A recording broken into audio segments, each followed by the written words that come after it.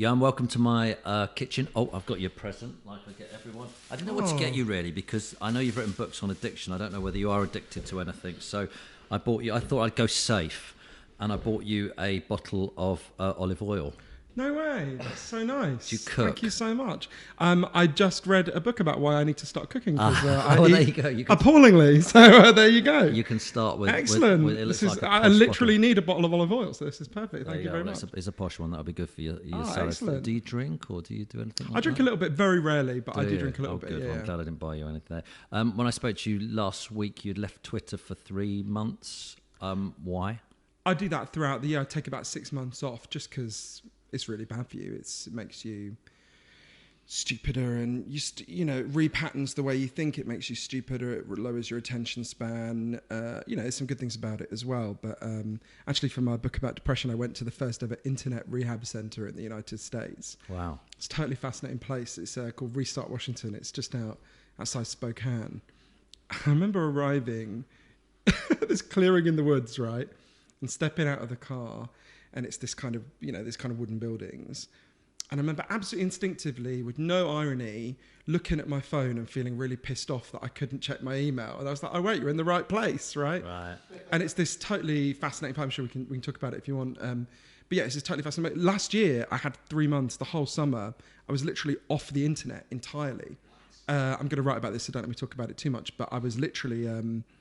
I went to a place called Provincetown in the US where a friend of mine lives, and I didn't have any internet. I didn't have a mobile phone. I bought there's a phone called the Jitterbug, which is I wanted to get a phone for an emergency. I only gave a few people the number, that had no access to the internet. But it turns out the only ones you can buy now in the US that have no internet access at all are medical emergency things for really elderly people. Right. So it's like I had this button where if I pushed it, it would call the nearest hospital immediately. I thought, it's a win-win, That's right? good. Yeah, exactly. But how do you do your career then without that? Because I'm really conscious. I'm so addicted to my phone. I hate it, and I talk about this a lot. And I actually did someone's podcast the other day, a day about it. And I speak to people in the entertainment industry, especially if you're something like an actor at the moment, or if you're a journalist, or you're an author like yourself, whatever. You've got to get your word out there. If you're an actor, you're chosen on how many followers you have. It's literally got that bad in all these industries because it's a good tool for marketing and promotion. So how do you juggle that with your career? I think there's something more complex going on. I think we tell ourselves that we need to be constantly online to promote ourselves.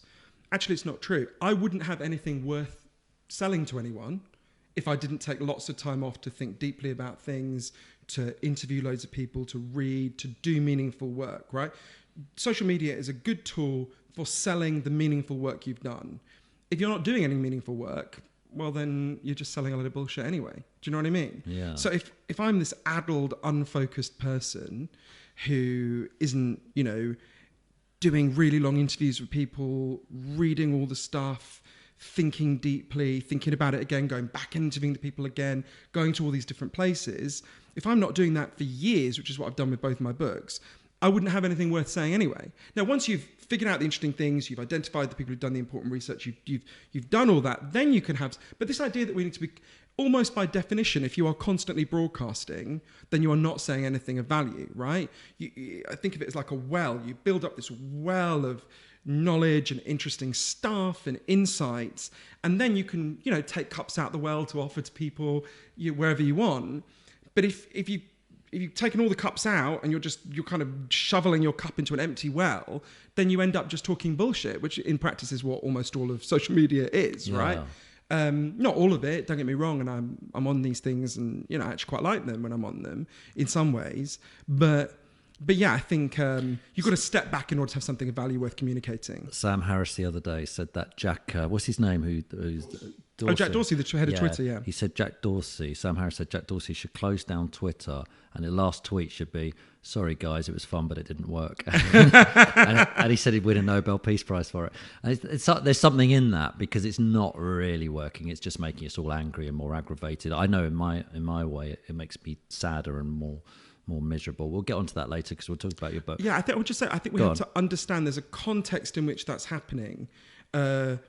And it's really important to understand that context. There are contexts in which using these things can be healthy, and there are contexts where it can be unhealthy. And it's unhealthy for most of us at the moment because we've created this really psychologically unhealthy environment that's causing all sorts of problems. And I would say social media addiction, which is a real and huge problem, is actually one symptom of a much deeper problem. And when we solve these problems, we can begin to have, and as some people already do, have healthier relationships with these things. Yeah. And just also to let you know that my contracts, all my TV contracts, any work I ever do now insist that I use social media. So it's kind of interesting. So when you say it's my choice, never is really now in these contracts. I would be interested to know if you pushed back and said, you know, or what I do when I am on it, I haven't looked at Twitter at mentions in 7 years, 8 years. So I'd be interested to know if you have to, there's one thing about, you can use it to broadcast, right? Yeah. And say, I'm going to be on this show, or an interesting insight. That's very different to filling your head with whatever random person wants to call you an arsehole that day, right? Or just wants to to be mad at you because they're really unhappy and actually deserve love and compassion, not to be shouted back at. I'm interested in thinking. I'd be interested in knowing if you said, yeah, I can use these things. I mean, I would really recommend people who have to be on it use something called buffer.com. This is what I use. So buffer.com is it times your tweets, but also it tweets without you having to log into Twitter. So you log into buffer.com, you say at 5 p.m. say this, and then it does it, and you don't ever have to log into Twitter, so you're not even tempted to look at it. Do you see what I mean? Yeah. I mean, it doesn't mean I sometimes look at it as well, but 90% of my tweets would come through buffer.com. I never look at mentions. You lose something from that, but you gain far more than you lose. Right. Now, we're going to talk about your book, Lost Connections, just a minute. But Yeah. I was just talking to you before we started. One of the biggest impacts we've had on this podcast is, and my mind was definitely changed when we had Neil Woods on. Oh, my friend, talking about drug reform. I know you know a lot about this because you did Chasing the Scream, which is the search for the truth about addiction. Can you tell us about addiction? What, if you were in a summary, what have we got wrong with it? I'll just say about Neil, he's an absolute hero. Brilliant. Everyone should read his book, Good Cop, Bad War. It's the best book ever written about the British drug war. I've known Neil for many years, and he's just a wonderful human being. He was an undercover cop here in Britain, and realised that what he was doing was actually terribly harming people. This is a cause very close to my heart. It's why I wrote Chasing the Scream, because we had a lot of addiction in my family. One of my earliest memories is trying to wake up one of my relatives and not being able to. I didn't understand why then, but as I got older, I realised we had addiction in my family. And I learned a huge number of things in the long journey I went on for Chasing the Scream, from the killing fields in northern Mexico to the only country that's decriminalised all drugs, Portugal. But I think that one of the most important things for me, I don't think it's actually the biggest issue. It's an even bigger issue we can talk about if you want, but one of the biggest things for me was to realise that I had fundamentally misunderstood what addiction is. So if you'd asked me at the start, let's say heroin, right, because that was close to me. If you'd said to me, what causes heroin addiction? I would have looked at you like you were thick, and I would have said, well, the clue's in the name, mate. Obviously, heroin causes heroin addiction. We've been told this story for 100 years. It's become totally part of our common sense. It was totally part of mine. It's not totally wrong. It's just a small part of the picture. So we think, we're sitting here in your house in South London. If we kidnapped the next 20 people to walk past your house and we injected them all with heroin every day for a month, like a villain in a Saw film, at the end of that month, they'd all be heroin addicts for a simple reason. There's chemical hooks in heroin that their bodies would start to desperately physically need. They'd have this incredible physical craving at the end of that month. And that's what heroin addiction is, right? That's what I thought. That's not untrue, but it's a very small part of the picture. And actually, we now know that there's a much bigger thing going on. It totally relates to what you were asking about mobile phones as well. And we know this partly because of an experiment done by an amazing man I got to know called Professor Bruce Alexander, who I went to see in Vancouver. So Professor Alexander explained to me, this story we've got, that addiction is caused primarily or entirely by the chemical hooks, comes from a series of experiments that were done earlier in the 20th century. They're really simple experiments. Your viewers and listeners can try them at home if they feel a little bit sadistic. You take a rat, you put it in a cage, and you give it 2 water bottles. One is just water, and the other one is water laced with either heroin or cocaine. If you do that, the rat will try both. It'll always prefer the drugged water, and it'll almost always kill itself within a couple of weeks, right, by overdosing. So there you go, right? That's our story. Get exposed to the hooks, you love it, you keep trying it until you die. But in the 70s, Professor Alexander came along and said, well, hang on a minute. You put the rat alone in an empty cage.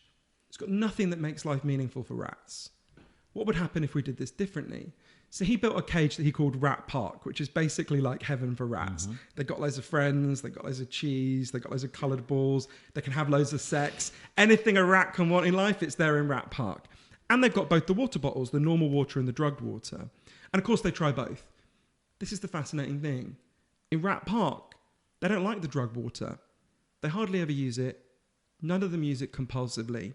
None of them overdose. So you go from almost 100% compulsive use and overdose when they don't have the things that make life meaningful to them, to none when they do have the things that make life meaningful to them. Now, there's loads of human examples of this we can talk about, but a huge number and lots of things that have been built from this incredible insight that comes from Professor Alexander and Rat Park.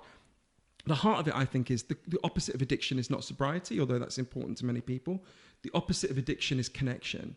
When your deepest needs as a human being are met, you want to be present in your life. The core of addiction is about not wanting to be present in your life because your life is too painful a place to be. That has loads of implications, but one of them is for the drug war. The theory of the drug war, which we fight here in Britain, although we don't call it that, is someone's got an addiction problem, like some of the people I most love. The theory is we've got to inflict more pain and more suffering on them to give them an incentive to stop. And sometimes people say, oh, that doesn't work. The truth is much worse than that. It makes the problem worse. Once you understand that pain is the driver of addiction, that it's the main fuel, it's the primary cause, then you can see how inflicting more pain, far from being a solution, makes the problem worse, which is why the countries that have the most intense drug wars, the most severe forms of punishment, I think about Arizona, where I went out with a group of women who were made to go out on a chain gang, wearing T-shirts saying I was a drug addict, while members of the public mock them, or Vietnam, where the addicts are sent to gulags. They have massive and growing addiction crises. And the places that adopted really different drug policies based on love and compassion, Portugal decriminalised all drugs, took all the money it used to spend on shaming and punishing people and spent it instead turning their lives around. Massive fall in addiction, 50%, massive fall in overdose deaths. Or Switzerland, legalised heroin, it gives people the drug they're addicted to and a load of help to turn their lives around until they don't want the drug anymore. There have been 0 overdose deaths on heroin in the legal program in Switzerland in the 15 years it's been in place. So I think we've got to understand the opposite of addiction is connection, the solution is reconnection. I've heard you talk about this before, and the two questions I want to ask you is, one, is this all addictions? Does it account for gambling? Does it account for nicotine as well? Because nicotine, I was addicted to fags for years. Did I have problems? Was that why I was addicted to? So chemical hooks are real, and remind me to talk about gambling in a minute. Chemical hooks are real, and we know how much of addiction is driven by chemical hooks. Yeah. It's actually a really good experiment you might have actually taken part in. So in the late 80s, nicotine patches were invented. Mm-hmm.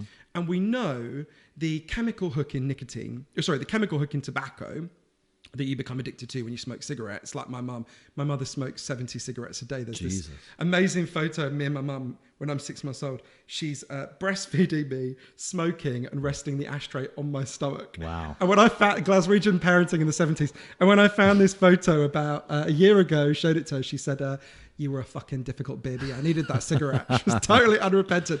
But so when you're a hardcore smoker like my mum, or even a less hardcore smoker, the chemical hook you physically crave is nicotine, which is very real. You have a genuine physical pain if you don't get it, right? So go back to the late 80s, scientists thought, because they believed primarily these chemical hook theories, that's most of what addiction was about.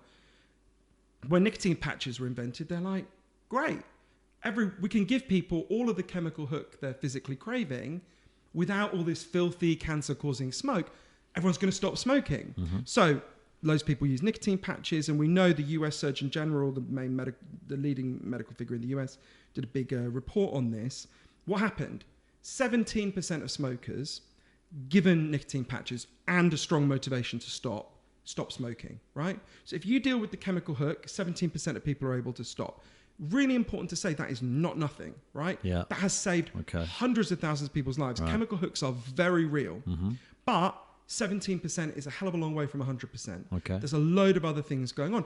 And we know this about smoking, right? When do most people stop smoking?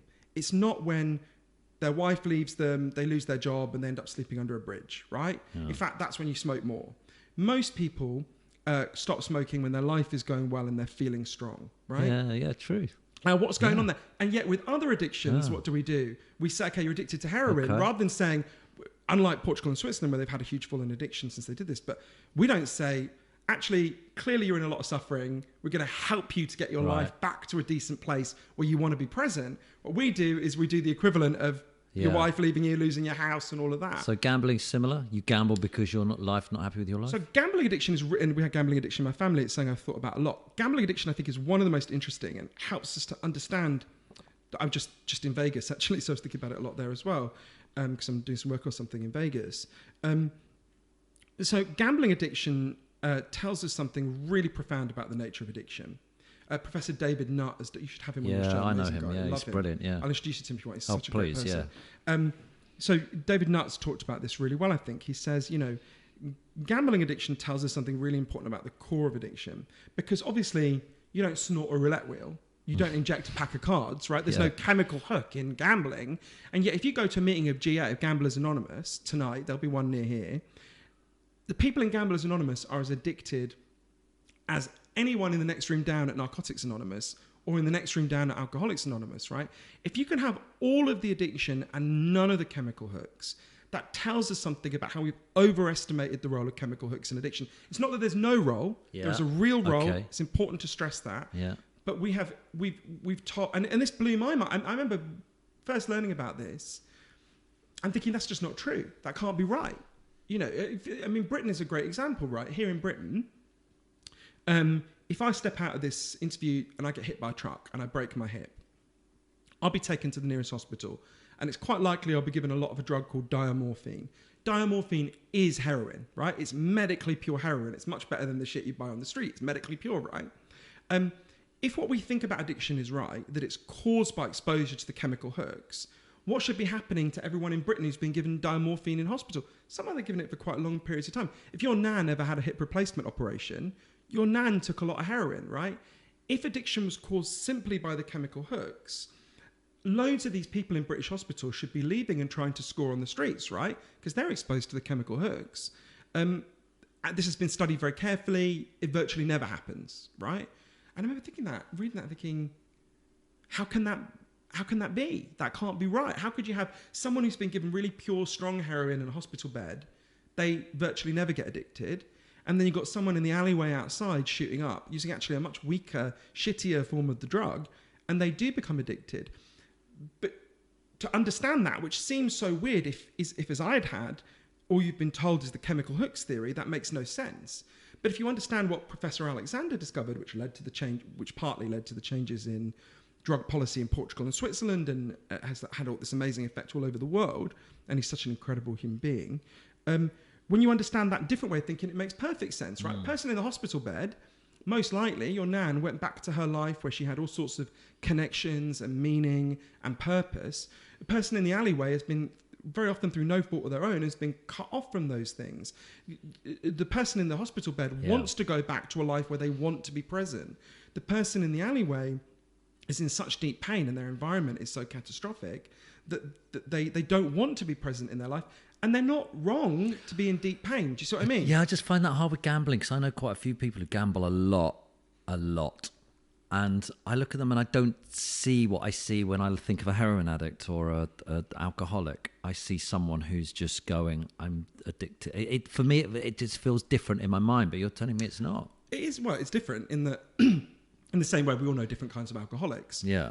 I can think of one person I know who's clearly an alcoholic, who's got a job where you can be a functional alcoholic, and is, it's really bad for this person. It's going to screw up their liver, but they're functional alcoholics. And then I've known other people who were just, their lives fell apart as a result of alcoholism. In the same way, with gambling, there's a spectrum in gambling addiction, right? Some people have, highly functional gambling. I mean, I would say half of what people in the City of London do, and I don't mean this glibly, is functional gambling addiction. Functional for them, not so functional for our economy. And then you've got people who are off the scale. So maybe you know people who are kind of at the healthier end of the spectrum. I'm sitting in the pub last night watching football because I know I'm interviewing you tomorrow. This was last night. I was watching some of them drinking heavily, more heavily than the rest of us. Some of them keep going out even during the match for a cigarette. And some of them who aren't watching the match, they're all playing online poker whilst watching football.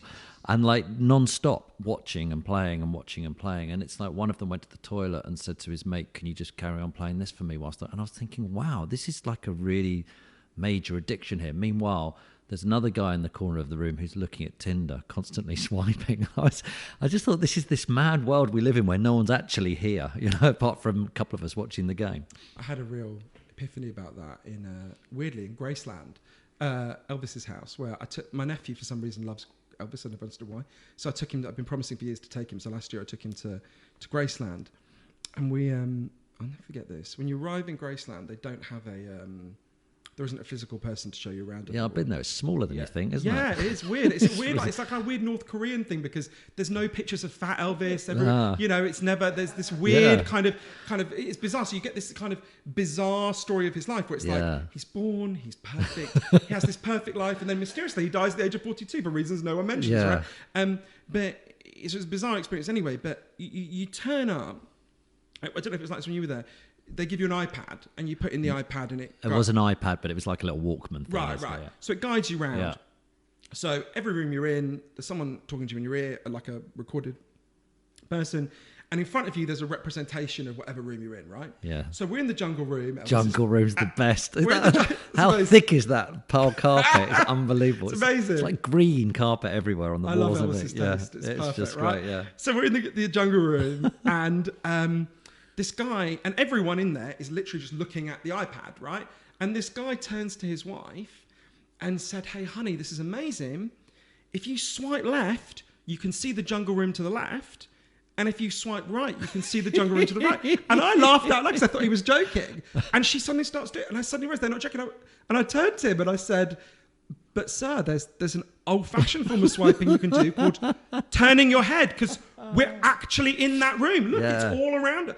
And he just looked really puzzled and carried on looking up. And I thought, that's an extreme example, but it's and it totally relates. I mean, this is in a way the kind of one of the questions I'm asking in my book, Lost Connections, about depression. I think really relates to your people in the pub last night and those people in Graceland and Elvis, actually, which is about we created a culture where people are finding it hard to be present. Yeah. And that's not because each of them are individually, malfunctioning or thick or something. Yeah. It's that something's deeply wrong with the culture that we can in fact fix. Yeah. Okay. All right. I want to get onto that just before we go because I've got you here. And this is going to be a bit longer, I think, this podcast than normal, but because it's good because you know so much. But just before we get on there, when I keep on telling people we should legalize drugs, they look at me or reform drugs, and that involves legalization. They look at me like I'm mental, obviously, because up until a couple of months ago, until I met Neil Woods and Peter Blexley, I'd considered it was a ridiculous idea because I'd been brainwashed ever since I was born to think they should all be illegal. But then they'd start asking me questions and saying, what is it, and I can't think, what does it actually look like? Are you able to answer this? One of the questions, because I know you talk about Switzerland and the heroin clinics. If Switzerland are getting 80% of people off heroin, which I think is a stat, it's something like that, then where are the new addicts coming from? If heroin's free, surely healthy people aren't walking into a clinic going, can I take some heroin today? So is there still a market on the streets? Yeah, so remind me to say a bit more about Switzerland in a second, but the most important thing to explain to people about legalization is nothing abstract about this question. Really often when it's talked about, people go, oh, what would it mean? You totally understand. They go, what would it mean? What does it look like? And people talk about it like we're at a philosophy seminar. Mm-hmm. And I always want to say, well, I went to the places that have in fact decriminalized and legalized. I saw how it worked and I saw the results. Right. So let's not talk about it in this weird abstract way. Let me tell you about the places I actually went to. Okay. So I'll give you two examples. Portugal, year 2000, had one of the worst drug problems in the world. 1% of the population was addicted to heroin, which is mind-blowing. Mm-hmm. And every year they tried, shame, arrest, punishment, more and more. And every year the problem got worse. And finally, the Prime Minister and the leader of the opposition got together and they're like, look, we can't go on like this. What we're going to do? They decided to set up a panel of scientists and doctors And they said, led by an amazing man I got to know called Huao Gulao. They said, you guys go away, figure out what the hell would solve this. And we've agreed in advance we'll do whatever you recommend. So the panel goes away for 2 years, learns about Rat Park, loads of other things, comes back, and they said, decriminalise all drugs from cannabis to crack, but, and this is the crucial next step, spend all the money we currently spend on screwing people's lives up, shaming them and punishing them, on turning their lives around, right? So it starts by acknowledging 90% of people who use drugs don't have an addiction problem. Yep. They're just using it recreationally. Like in your pub last night, Yep. 90% of the people drinking alcohol were doing it because it makes their life better. They like to chill out, whatever. And some of them will have had an alcohol problem. In a similar way, they start by saying, actually, and this was surprising to me, figures show very clearly, 90% of people with addiction problems, 90% of people who use currently illegal drugs don't have an addiction problem and it's not harming their health. That's not what I saw in my own family, so it took me a bit of time to get my head around that, but the evidence is very clear. Then you've got that other 10%. So in Portugal, what they decided to do is, okay, that we're going to take all the money we used to spend on screwing people's lives up and spend it instead on turning their lives around. And it's quite different to what we think of as drug treatment in Britain, right? They do some residential rehab that has some value for some people. But biggest thing they did was just a huge program of reconnection to meaning and purpose. They set up a big program of subsidized jobs. So say you used to be a mechanic and your life went to shit. They go to a garage and they say, if you employ this guy for a year, we'll pay half his wages. Wow. Which is much cheaper than sending him, like far cheaper than sending him to prison. The goal was to say to everyone with an addiction problem in Portugal, we love you, we value you, we're on your side, we want you back, right? By the time I went to Portugal in the research for Chasing the Scream, this had been in place for 13 years. The results were in.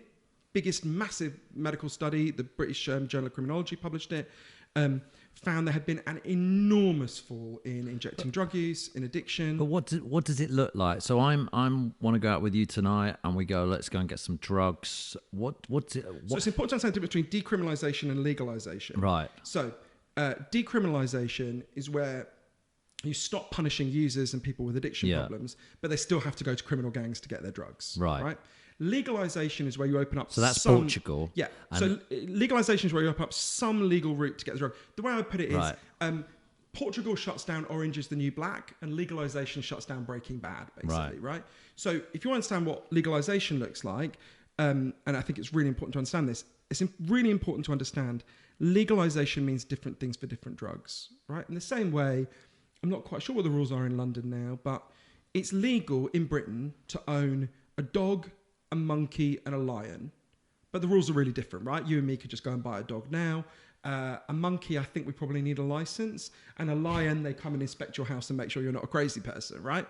So they're all legal, but they're legal in different ways. We already have different legal regulation for different drugs. You and me could go and buy a bottle of gin now. We couldn't go and buy strong sleeping pills. We could go to our doctor and get a prescription to get sleeping pills. So they're different legal routes, right?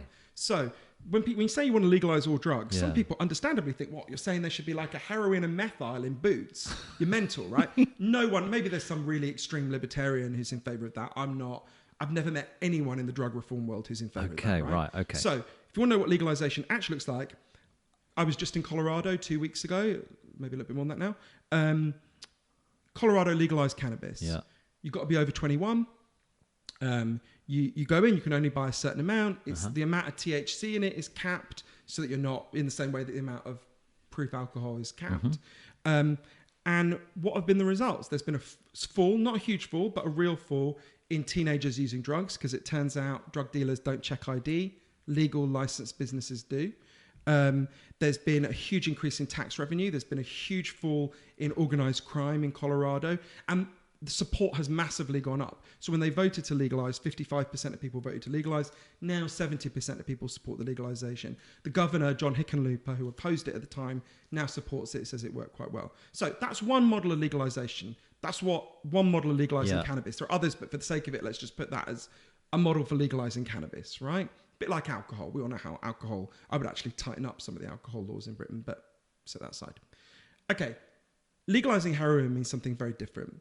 So again, in the year 2000, Switzerland had a huge heroin problem. Some people might, my dad's from Switzerland, so I'm a Swiss citizen, as well as obviously I've lived here all my life, here and in the US.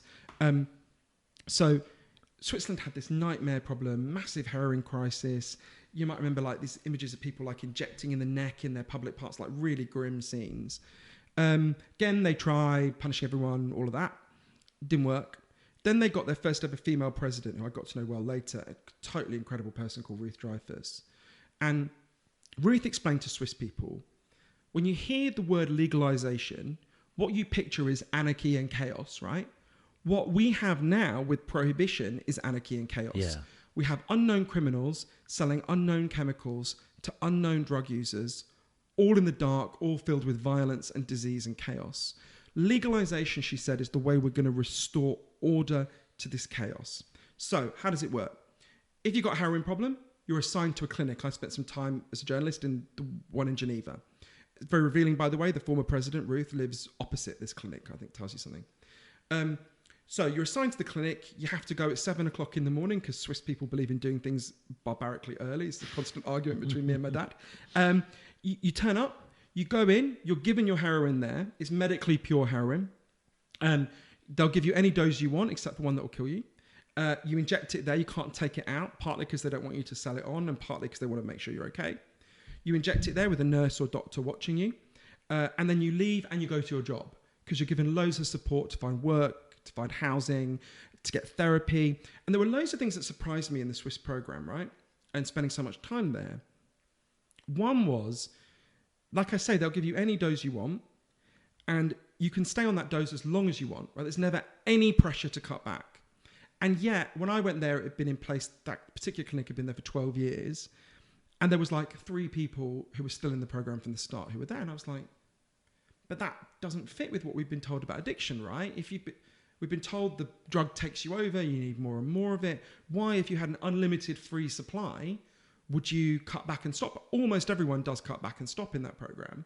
I remember asking this to Rita Mangi, the psychiatrist who runs the Geneva clinic. And she looked at me like I was thick and she said, well, we help them so their lives get better. And as your life gets better, you don't want to be anaesthetized so much. So you asked a couple of questions about the Swiss program that I think are really important. So the first thing is there have been literally 0 heroin overdose deaths on the legal program. Yeah. Not a single person has died of a heroin overdose in the legal program. There's been an enormous fall in heroin use outside the legal program because who wants to buy shitty contaminated heroin on the street where you can get free, better stuff and loads of help to turn your life around from a clinic, right? There's been an overall massive fall in heroin use Swiss people. So Switzerland is really conservative, right? Yeah. I mean, you know, my Swiss relatives make Donald Trump look like Oprah. And yet Swiss people had a referendum. This has been in place for 2 years. And Swiss people had a referendum on it. They have referendums all the time. Oh, don't do those. Wow. Ask for Sometimes trouble. it works out. Ask for trouble. So Swiss people voted. And they voted by 70% of them voted to keep heroin legal. Not because they're so compassionate, to be honest. They're really not.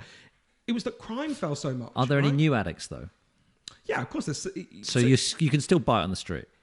Yeah, but it's much, and this is measured by scientists very carefully, Right. the European Centre for Drug Monitoring and Control monitor. It's been an enormous fall in overall heroin addiction. And can I buy coke in Switzerland for free? Not for free, but can I buy it legally? No, this system is only for heroin in Switzerland. Okay. Right.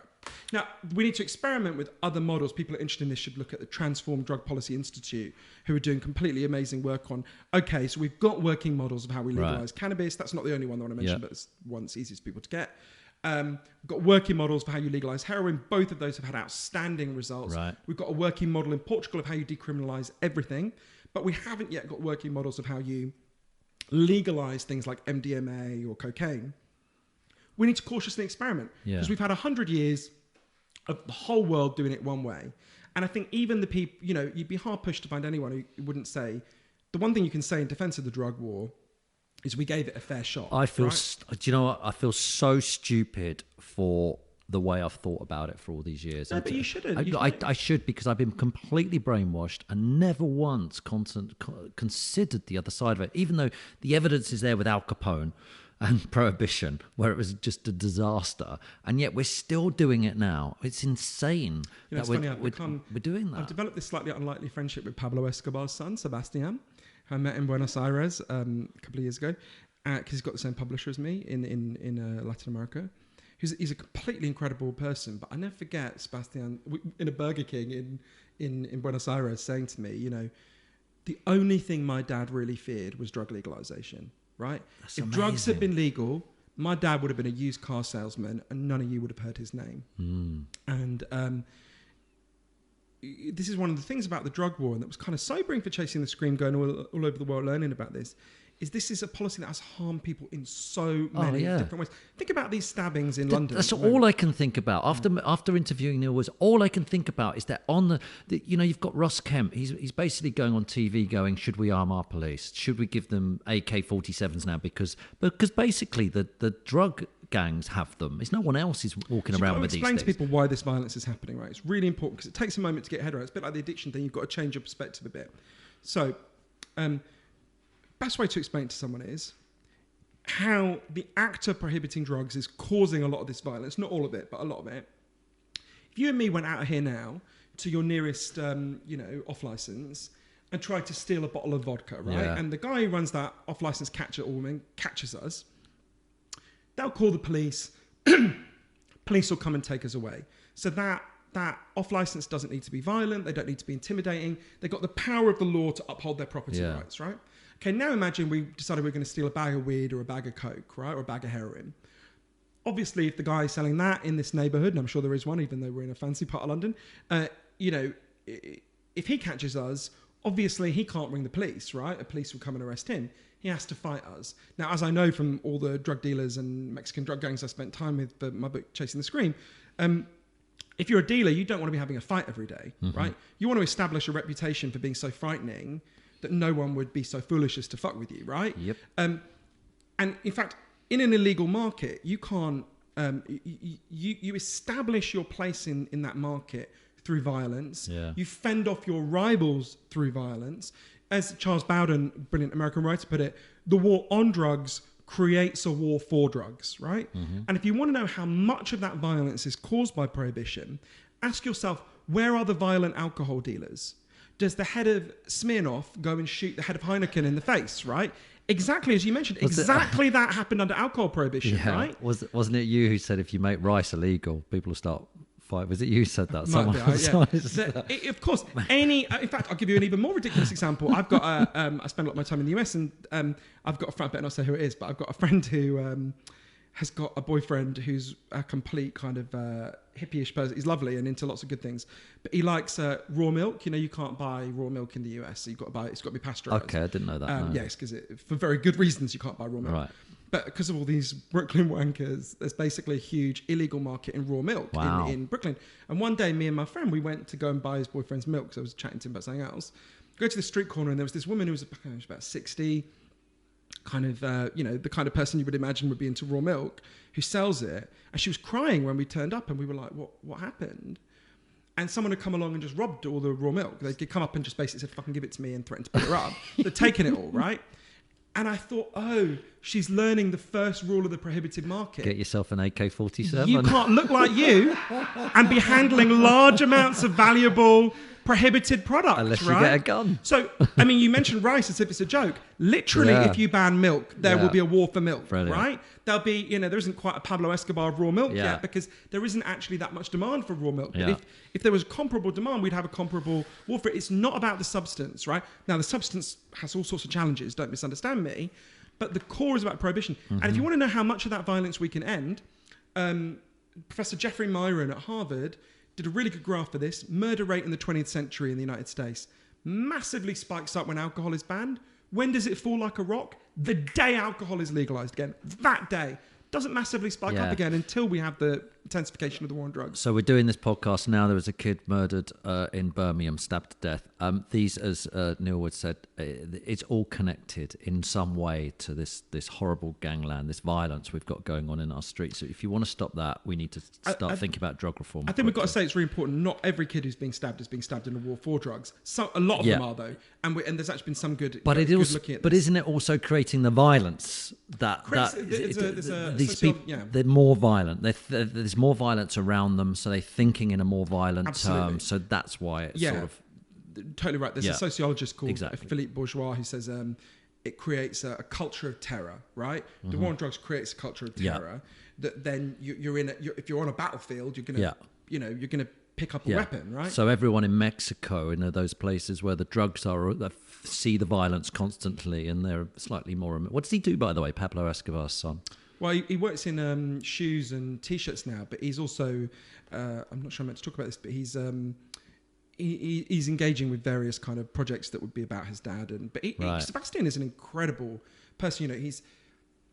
He's one of the most thoughtful people I've ever met, which is not what I expected before. Actually, I had read his book, so I did sort of expect it. But it's very interesting because he's got this really deep contradiction. I met him not long after he'd had kids for the first time. And he was, in his late 40s, so he'd waited a while. And I remember saying to him, what are you going to tell your kids about their granddad? Yeah.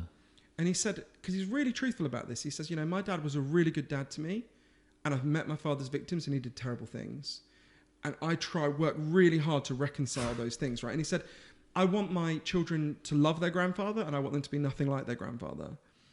And I thought, God, what a thoughtful... He's a really...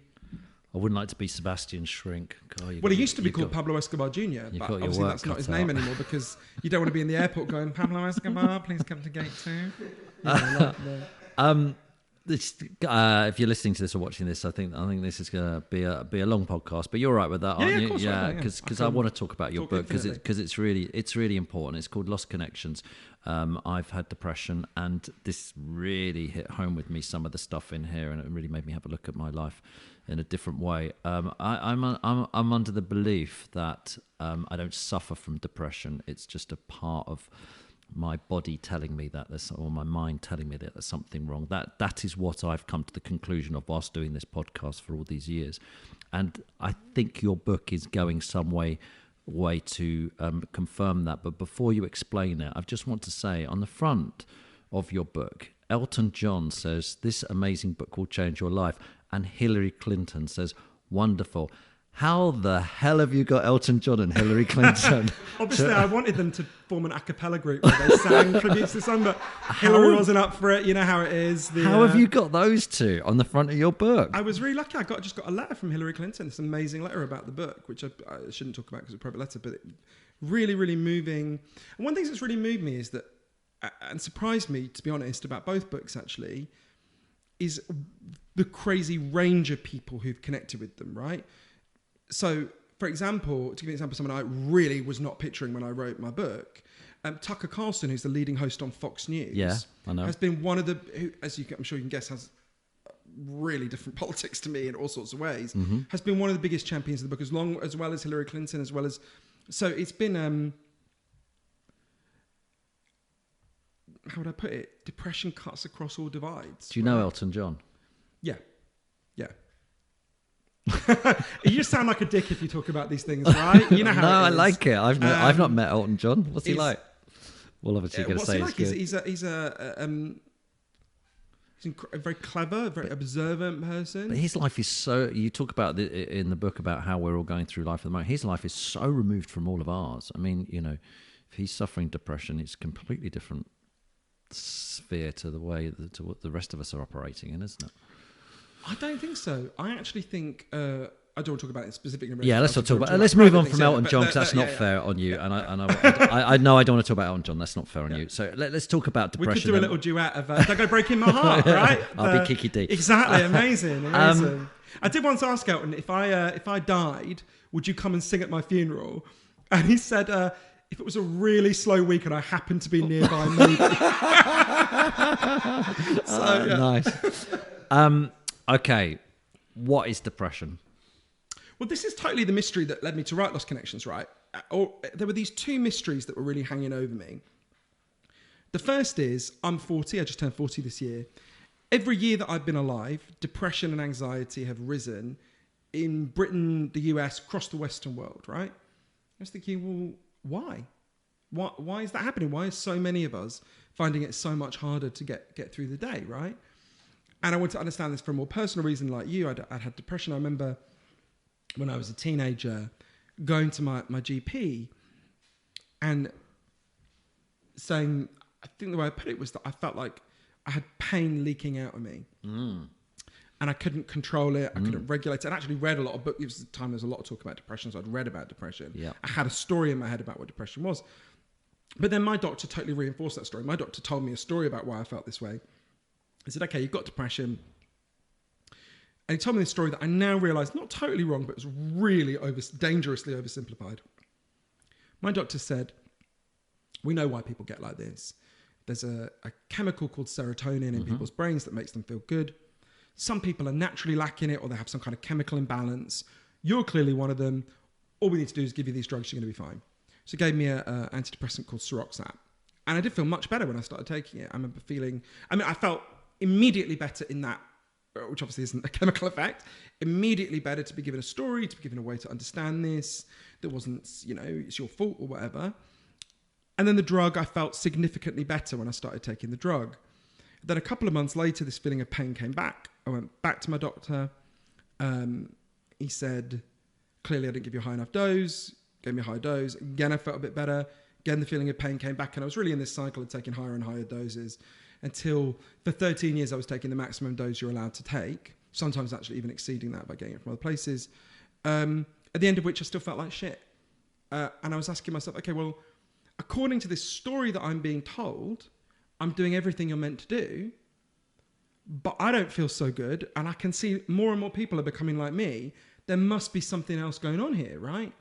So for my book Lost Connections, I wanted to go on this journey to try to understand what it meant, right? So I wanted to sit with the leading experts in the world about what causes depression and anxiety. And I was trained in the social sciences at Cambridge University, so I wanted to use that. I also wanted to kind of try to access the evidence. I also wanted to just sit with people with really different perspectives. So I ended up going to a mad mixture of places, from an Amish village in Indiana, because the Amish have very low levels of depression, to a city in Brazil that banned advertising to see if that would make people feel better, to a lab in Baltimore where they were giving people psychedelics to see if that would help. And I learned a huge number of things, but I think the heart of what I learned is there's scientific evidence for 9 different causes of depression and anxiety. 2 of them are indeed in our biology, right? Your genes can make you more sensitive to these things. They don't write your destiny, but in the same way, some people find it easier to put on weight than other people. Some people will find it easier to become depressed. And there are real brain changes that happen when you become depressed that can make it harder to get out. But the vast majority of the causes of depression and anxiety for which we've got good scientific evidence are not in our biology. They're factors in the way we're living. And once you understand that, that opens up a very different set of solutions that should be offered alongside the option of chemical antidepressants. Okay, we'll get on to the factors, but the first thing, the most shocking thing, I suppose, in your book is A, the amount of people who are taking drugs, and B, they don't actually work. It's too simplistic to say they don't work. There's something slightly more complicated going on. So we can measure how well they work, and the evidence is quite clear. So depression is generally measured by something called the Hamilton scale. Mm-hmm. I've always felt really sorry for whoever Hamilton was, that we had to remember him measuring how fucking miserable we all are. Anyway, and the Hamilton scale goes from 0, from 1, where you'd be dancing around in ecstasy, maybe on ecstasy, to 51, where you'd be acutely suicidal, right? To give you a sense of movement on the Hamilton scale, if use a subject that I know you've talked about before on the podcast, if you improve your sleep patterns, you'll generally gain 6 points on the Hamilton scale. And if your sleep deteriorates, like when you have a baby or something, you'll generally go 6 points the other way. According to the leading expert at Harvard Medical School, who did really detailed work on this, on average, over time, chemical antidepressants will move you 1.8 points on the Hamilton scale, right? Now, it's important to say a few things about that. Some people say he's slightly underestimating it. Some people say it's about 3 points. It's about half of improving your sleep. But more importantly, that's not nothing, right? 1.8 points is not nothing. If you were acutely suicidal, that could be the thing that got you off the bridge. But you can see that's clearly not solving the problem, right, for most people. But your book implies that it's a placebo effect. A significant amount of it is the placebo effect. Everyone agrees with that. Everyone agrees. All drugs, there's some component of placebo. With chemical antidepressants, it's surprisingly large. It's not everything. That 1.8 points on the Hamilton scale is more than you get from a placebo. It's also, but to me, the most important, and in a way, I understand why this bit was controversial, because I found it so hard to absorb myself. But I think it fits with what most people see. So the other really important piece of research I think people should look at when it comes to chemical antidepressants, there's loads, but I would name this one, is there's shockingly little long-term research into chemical antidepressants, but the best that we've got is called the STAR-D trial. Really simple study. I mean, very detailed, but simple in its design.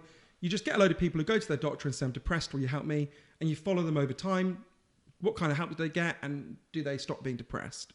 What it found is most people given chemical antidepressants do become depressed again. Mm-hmm.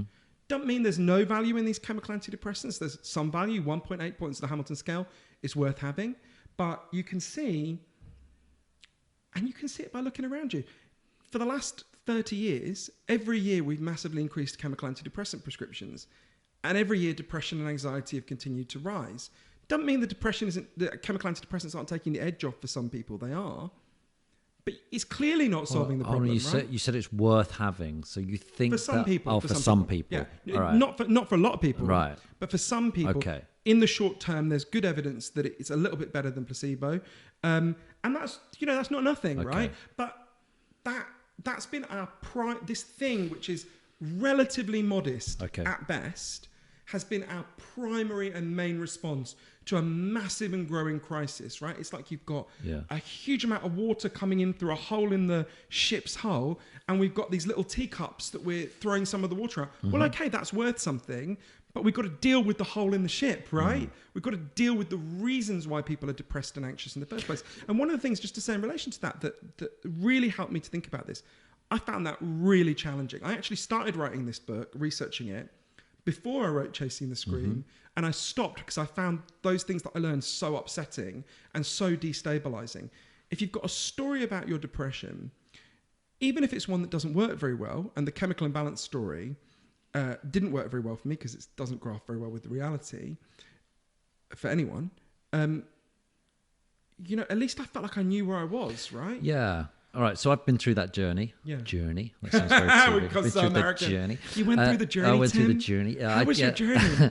So I went you to that. survived your journey, Tim. I was told I was all these different things and, all that sort of stuff. And then they said, take some drugs. I took the drugs and went, whoa, this isn't me. I don't even, but this feels nothing like me. So I stopped and then went on my journey that's why this podcast started, actually, because I started reading so many self-help books. And when I sat with Mark and said, let's do a podcast, I said, hey, I'll help people's problems because I've read so many of these books. But then my sort of theory on it is I'm a human and most things happen to me for a reason. I get thirsty because I need water. I get hungry because I need food. I get depressed because there's something not going right in my mind. And so that was what my conclusion happened eventually was there's depression for a reason. It's not there because I'm chemically imbalanced. And then I start looking around and I think everybody's like this. So your books, I think, answered a lot of questions for me because I've believed that there's something wrong with my life. So I'm looking at every aspect of it. That is where your conclusions are coming with this. I think you went to it sounds like you came to it earlier and more sharply than I did. This is the single most important insight I learned from the book. And to explain it, I'll just tell you a little story that really helped me to shift my perspective. I went to interview a South African psychiatrist called Derek Summerfield, who happened to be in Cambodia in the year 2000 when they first introduced chemical antidepressants for the people in that country. And the local doctors, the Cambodians, had never heard of like Prozac or whatever. So they were like, what are these drugs? And Dr. Summerfield explained to them. And they said to him, oh, we don't need them. We've already got antidepressants. And he said, what do you mean? He thought they were going to talk about some kind of herbal remedy, like St. John's wort or ginkgo biloba or something. Instead, they told him a story. There was a farmer in their community who worked in the rice fields as a farmer. And one day, he got his leg blown off by a landmine left over by the American invasion. And so they gave him an artificial leg, and after a while, he goes back to work in the rice fields. But apparently, it's really painful to work underwater with an artificial leg. I'm guessing it was pretty traumatic to go back to the field where he got blown up. The guy starts to cry all day, doesn't want to get out of bed. He develops classic depression, right? Mm-hmm. The Cambodian doctors then said, well, that's when we gave him an antidepressant. And Dr. Summerfield said, well, what was it? They explained that they went and sat with him. They listened to him. They realized that his pain made sense, that it was a signal that something was wrong in his life. One of them figured, if we bought him a cow, he could become a dairy farmer. He wouldn't be in this position that was screwing him up. So they bought him a cow. Within a couple of weeks, his crying stopped. Within a month, his depression was gone. They said to Dr. Summerfield, so you see, doctor, that cow, that was an antidepressant. That's what you mean, right? Now, if you've been raised to think about depression the way we have, that sounds like a joke. I went to my doctor for an antidepressant. She gave me a cow. But what those Cambodian doctors knew intuitively is what the leading medical body in the world, the World Health Organization, has been trying to tell us for years, right? If you're depressed, if you're anxious, you're not weak, you're not crazy, you're not a machine with broken parts. You're a human being with unmet needs. And what you need is love and practical support to get those deeper needs met. Not just on your own, but the culture around you. Go on. So what have we created then? Why is it growing? What is the depression happening?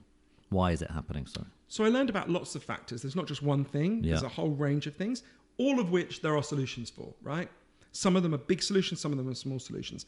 So I'll give you a couple of examples that I think will just connect with so many people. We are the loneliest society there's ever been. There's a study that asks Americans, how many close friends do you have who you could turn to in a crisis? And when they started doing it years ago, the most common answer was 5. Today, the most common answer is none, right? Half of all Americans asked how many people know you well, say nobody. Why? Right? We are just behind them. I'll come to why in a second, but I think it's really important to think about this. Why that's making us depressed, right? So I spent a lot of time interviewing an amazing man called Professor John Cassiopo, who's at Chicago, who explained to me, why do we exist, right? You, me, everyone listening to your podcast. One of the key reasons is that our ancestors on the savannas of Africa were incredibly good at one thing. They weren't bigger than the animals they took down a lot of the time. They weren't faster than the animals they took down a lot of the time, but they were much better at banding together into groups and cooperating.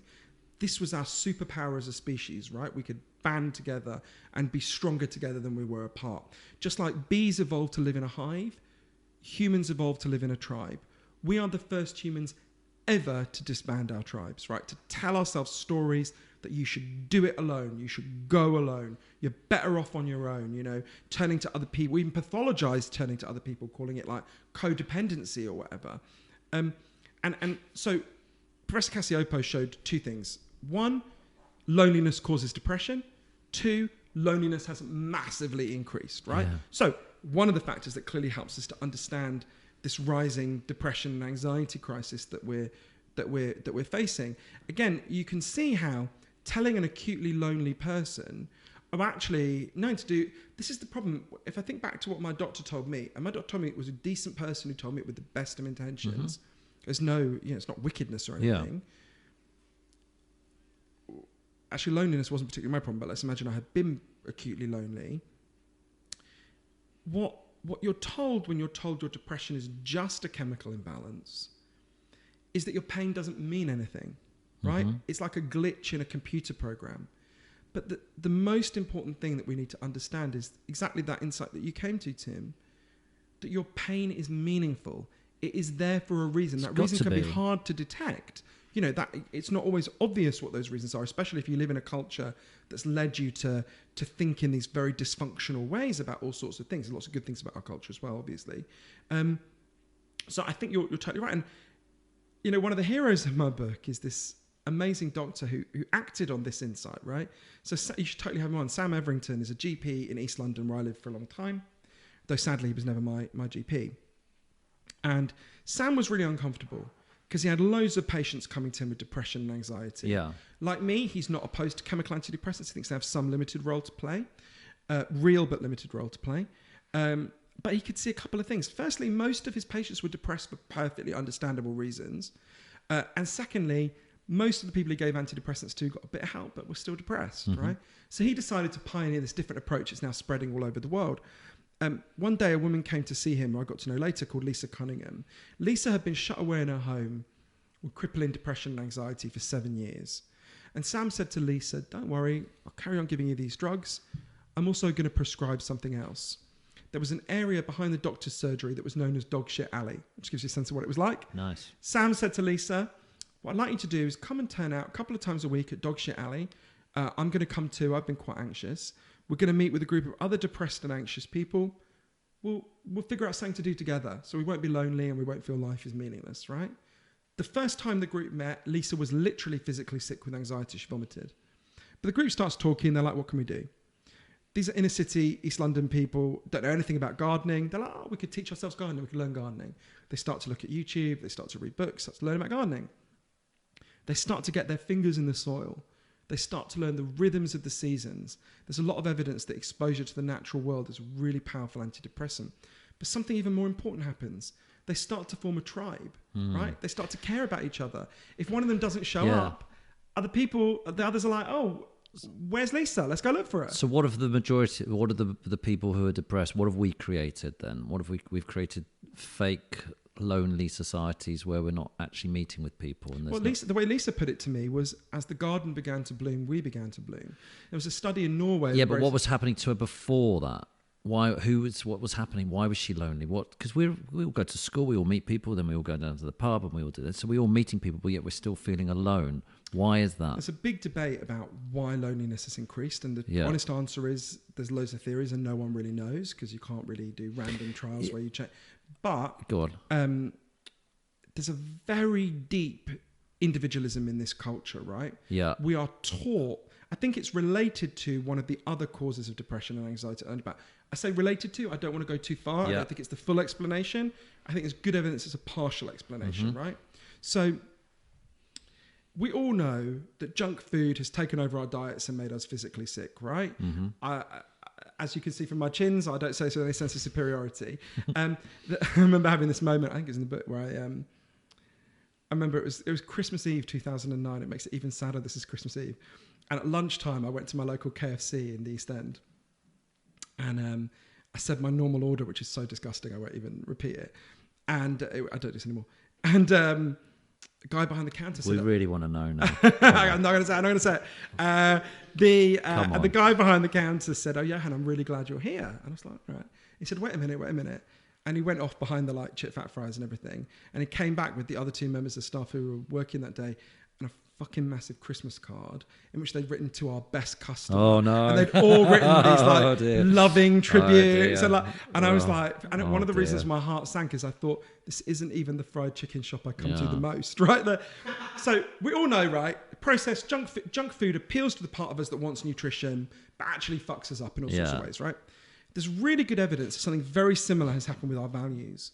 A kind of junk values have taken over our minds and made us mentally sick. So for thousands of years, philosophers have said, if you think life is about money and status and showing off, you're going to feel like shit, right? That's not an exact quote from Confucius, but that is the gist of what he said, right? But weirdly, no one had ever scientifically investigated this until this incredible man I got to know called Professor Tim Kasser, who's at Knox College in Illinois. Totally extraordinary person. And Professor Kasser has made a whole series of breakthroughs in our understanding of this, which I think goes some way to answering your question.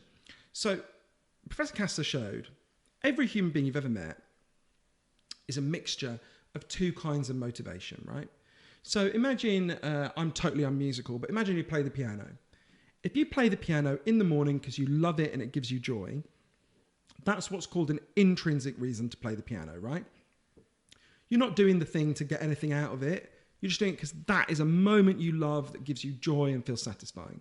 Okay, now imagine you play the piano, not because you love it, but because, I know, you want to impress a woman. Maybe there's some piano fetishist out there. Or you're playing it in a dive bar to pay, so you can pay the rent.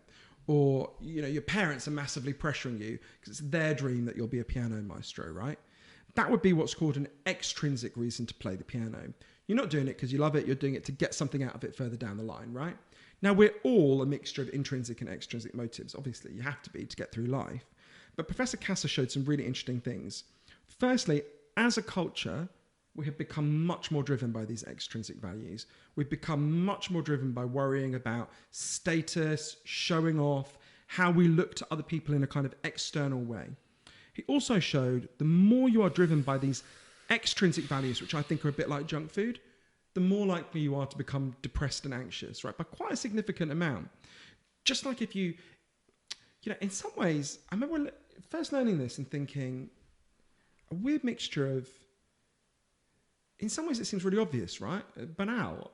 Everyone knows you're not going to lie on your deathbed and think about all the likes you got on Instagram and all the shoes you bought, right? It's not going to cross your mind.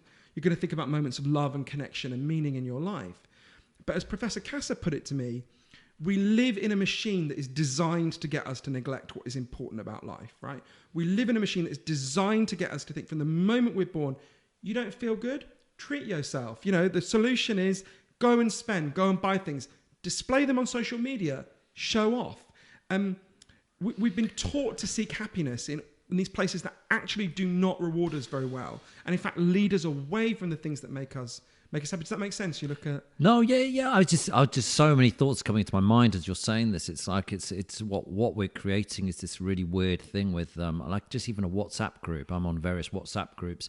Some are sweeter than the others, but there's one which has got a load of men on it, and it's basically just who can show off the most in every single aspect of it. It's like, I'm actually more charitable than you. I'm going to buy an electric car. I'm going to buy an Aston Martin. I'm going to go on this holiday. I'm going to go, look at how much I'm eating. Look how much I'm... And it's intense. And I've had to stop reading it for the time being. Sorry, guys, if you're listening. But I've had to stop because I'm just like, I don't care anymore about how brilliant you all are in comparison to me. And it's like a load of sort of middle-aged men, really, who are playing this game out. And I wonder if loneliness often comes, even if you're surrounded by people. So you've got lots of friends around you, but you're actually there. We're not connecting with each other anymore because we're talking about shit, not anything of any substance. There's only so many cars you can talk about, and and holidays. I think one of the tragedies of that is that and I know obviously I have lots of men in my life. This is a particular problem for men. I have lots of men in my life who have this problem as well. And I don't think I'm immune to it either. How would I put it? We are trained and constantly reinforced to think that is the way you make yourself feel better, right? Yeah. I think about when I was really depressed, and I've had a real shift in my way of doing this, but when I was really depressed, when I would feel bad, very often, if you feel bad in our culture, that is the script waiting for you, right? I would, very often when I would feel these depressed feelings coming, I would work harder to show off more. I was never a kind of cars or anything kind of person, but show off more, get more external achievements. It would seem impressive. And now when I think about that, I can't find this clip, but I very clearly remember when I was a kid watching a clip of, in my head it's Buster Keaton, but it could be anyone, silent film where a guy's sinking in quicksand. Mm-hmm. And to get his legs out of the quicksand, he reaches in with his arms to pull out his legs, which of course means he sinks further, and then he reaches in with his head to pull out his arms, and then he's gone, right? And I think, in a way, that's what I was doing, right? One of the reasons I felt depressed, not the only one by any means, one of the reasons I felt depressed is because I've been taught to seek happiness in these ways that don't make you feel happy, in fact, actually make you feel worse. And when I felt the pain of that, rather than trying to get out, I doubled down on it. Because that's what we're told to do, right? And Professor Casa did this really interesting experiment, because that can feel really overwhelming. You're like, fucking hell, if the whole logic of the culture is against you. But actually, Professor Casa did a really interesting experiment. A guy I interviewed called Nathan Dungan. So Nathan is a financial advisor in Minneapolis. And he got asked by a local school, he got called in by a local school. So Nathan advises adults on financial budgeting, that kind of thing, how to budget yourself. And a school calls him in. It's kind of middle-class school, not fancy, not poor. And they're like, look, we've got a real problem here. Kids in our school are getting obsessed. We're getting the latest Nike sneakers, the latest iPhone, whatever it was. And they are going mental. It's not a phrase Americans would use, but whatever they said, if they don't get it. Would you come in and explain budgeting to them? So Nathan comes in, he tries to explain budgeting, and he quickly realizes these kids don't give a shit about budgeting, right? There's something deeper going on. He's like, why? And he starts saying, why do you want this? The new iPhone ain't that different to the old one. Why do you want these sneakers? So he teamed up with Professor Casa and did this experiment. They got parents and their teenage kids to come to a meeting once every couple of weeks for, I think it was 6 months, it might be 4 months. And first meeting, they wanted to draw out, okay, what are their junk values? So they say, write down just a list of what you've got to have. They didn't specify what they meant, just write a list of everything you've got to have. And of course, everyone first says, a home and water or whatever. But quite quickly, both the kids and the adults would name things that no sensible person has got to have. A fancy car, particular kind of sneakers, whatever. And they would say to them, okay, write down how you will, and discuss how you will feel if you get those things, right? The Nike sneakers, whatever it is. Almost, how would your life be different? Almost none of the kids were like, oh, I'd be able to jump higher to get a basketball, into the hoop or whatever. Like the actual ostensible reason why these trainers are better. In fact, I think literally no one said that. It was all like, oh, people will envy me. People will respect me. People will want me in their group. It doesn't take long for people to say that out loud. It sounds a bit like your WhatsApp group's a bit like that. It doesn't take long for people to say that out loud. We're constantly trying to generate envy to lift ourselves up, right? It doesn't take long for people to say it out loud. And you go to them, well, where does that come from? Why do you feel that the group will accept you more if they've got Nike sneakers? Then they talk about advertising, how these ideas are implanted in our heads. Everyone thinks they're cleverer than the advertising, and no one is, right? So you realize you crave these things through advertising, through this kind of group dynamic. But the most important thing was to then go into the weeks and months went on. Okay, let's talk about moments which you actually thought were meaningful in your life. What's a moment you think you're going to think about on your deathbed? A moment that was really meaningful. Some people would talk about playing music, running on the beach, all sorts of things, moments with their kids, all sorts of things. They were like, okay, how can we change your life so you spend more time pursuing moments like that and less pursuing these junk values? And they're monitored over time. One of the interesting things is just meeting and having these conversations once every couple of weeks led to a marked shift in people's measurable values, right? So these things are not fixed, right? In a way, I thought of what Nathan and Tim did was a kind of, we're talking about AA and Gamblers Anonymous and so on earlier, like a kind of AA for the bullshit of consumerism, right? Yeah, but the genie's out of the bottle, and do you know about Russia trying to, and they're not far away from doing it, getting advertising via satellites on the up in the sky, like actually on the, I think it's basically just below the ozone layer. So we're going to be, if it comes through, we're basically going to, whatever they want to put up there, propaganda or, Well, I don't know. We can regulate these things, right? We can regulate these things. I mean, that would be an extraordinary attack on our airspace if they're going to be projecting these above us. I think that's something we could deal with. Hold on, look at Facebook. They're struggling to regulate Facebook, and that seems to be in every single one of our lives. So it's not a million miles away from broadcasting onto the just but below the ozone. All the beneficiaries of much bigger changes than regulating Facebook, right? I mean, things that seem completely impossible change in the blink of an eye. Think about, for example, I'm gay, right? I'm 40 years old. I didn't even hear the concept of gay marriage till I was 21. It didn't even occur to me that gay people might be allowed to get married. It didn't even cross my mind. I think all the time when people get pessimistic and they go, we're never going to change this stuff. Okay, and some people do respond to the book like this. They go, okay, you're right, these things are making us depressed, but we're never going to change them. I always think about a friend of mine, is a brilliant British-American writer called Andrew Sullivan. Lots of people will know his work.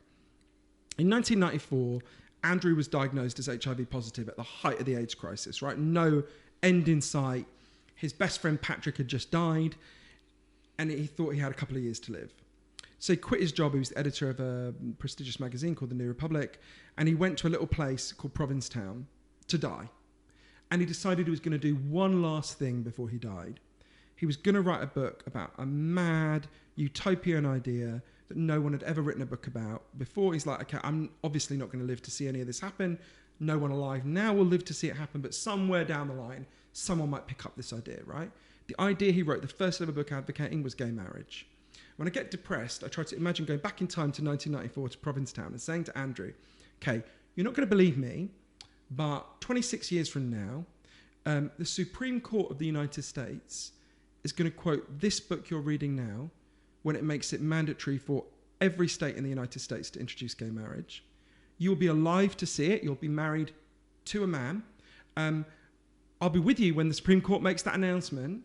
And the next day, you'll be invited by the President of the United States to a White House that is going to be lit up in the colours of the rainbow flag to have dinner with him to celebrate what you and so many other people have achieved. Oh, and by the way, that president, he's going to be black, right? Every aspect of that would have sounded like the craziest science fiction, right?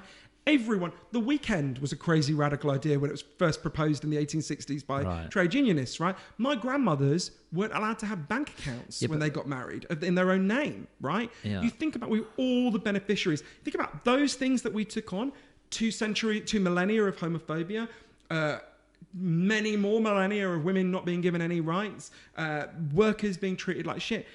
Those are much bigger fights than let's stop the Russians fucking putting some satellites in space, and let's stop Facebook targeting us in a particular way. That's low hanging fruit. I mean, I'm not saying it's a but that's not the whole problem with depression, is it? No, of course not. That's just a few. But precisely because depression the science shows very clearly there is a complex range of causes of depression and anxiety. And we need to deal with all of them, right? Though, isn't it? If I simplify it all, which I like to do, because I'm a simple.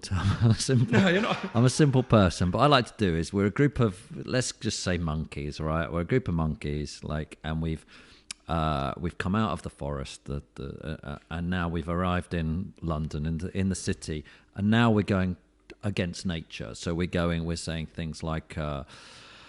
Okay, now it's survival of the fittest amongst you lot, rather than work together as a team. So we're doing stuff like that. We're going against nature. By the way, if you are going to be aggressive towards me, there's nothing you can do about it, because there's laws saying you can't do anything about me. You can be really aggressively, vocally violent to me, and I can't come along and punch you, even though you're a monkey and you're doing it to me, and I'm bigger than you. You've got to, because otherwise you're going to end up in prison. Oh, and by the way. Your tribe, I need you to show empathy for every single other monkey in the country, even though you don't know them. And I want you to show empathy for people in the other part of the world. That's something you have to do as well. And it's like we're changing what it means to be an animal very rapidly. And with the I'm making this up as I go along, but with with the introduction of with the internet and everything else as well, what we're doing is we're moving very quickly. And are we struggling as humans to keep up with it? We are animals. And, I think I'm reading your book. It seems to think we want to be part of a tribe. We don't know what the tribe is anymore. I think that's really important. There's loads of things what you just said that are really worth thinking about. So one thing I would say is something that connects a lot of not all, but a lot of the causes of depression and anxiety that I learned about is, I would put it this way, everyone knows they have natural physical needs. Obviously, you need food, you need water, you need clean air, you need shelter. You'd be in real trouble if I took those things away from you, right? Yeah. There's equally strong evidence that all human beings have natural psychological needs. Mm-hmm. You need to feel you belong. You need to feel your life has meaning and purpose. You need to feel that people see you and value you. Yes. You need to feel you've got a future that makes sense. Yes, but you've got meaningful work. You're not allowed to ask for it, but yes, go on. Yeah. And this culture we built is good at lots of things, right? Yeah. I'm glad to be alive in 2019. I had to go to the dentist the other day. I'm glad to be alive in 2019. Lots of things have got a lot better, and it's really important to not discount the improvements, and right? aesthetic, There's a huge number of improvements in ways our lives are immeasurably better than our ancestors. But we've gotten less and less good at meeting these deep underlying psychological needs. Right. And it's not the only thing that's going on, but I think it's one of the key factors why depression, anxiety, and addiction are rising so much. And we can deal with that, right? I went to the places, the last third of Lost Connections is about where I go to the places where they have dealt with some of these problems in ways that have really healed people's depression and addiction. Right. We can do it, right? It's not about saying, oh, such a big fight, we're all fucked. We are very powerful. We can change our culture. We've changed our culture many times in the past. We can change our culture again. At the moment, it's changing in some directions that I'm sure you can guess I do not think are positive, but we can make really positive changes, right? Yeah, isn't Brexit just a call for one set of people going, we want our community back? We remember a time when we used to, there was horses in the street or something, I don't know, and we want that culture back. I don't know if it was a pro-horse vote, but I don't... My arguments aren't great, are they?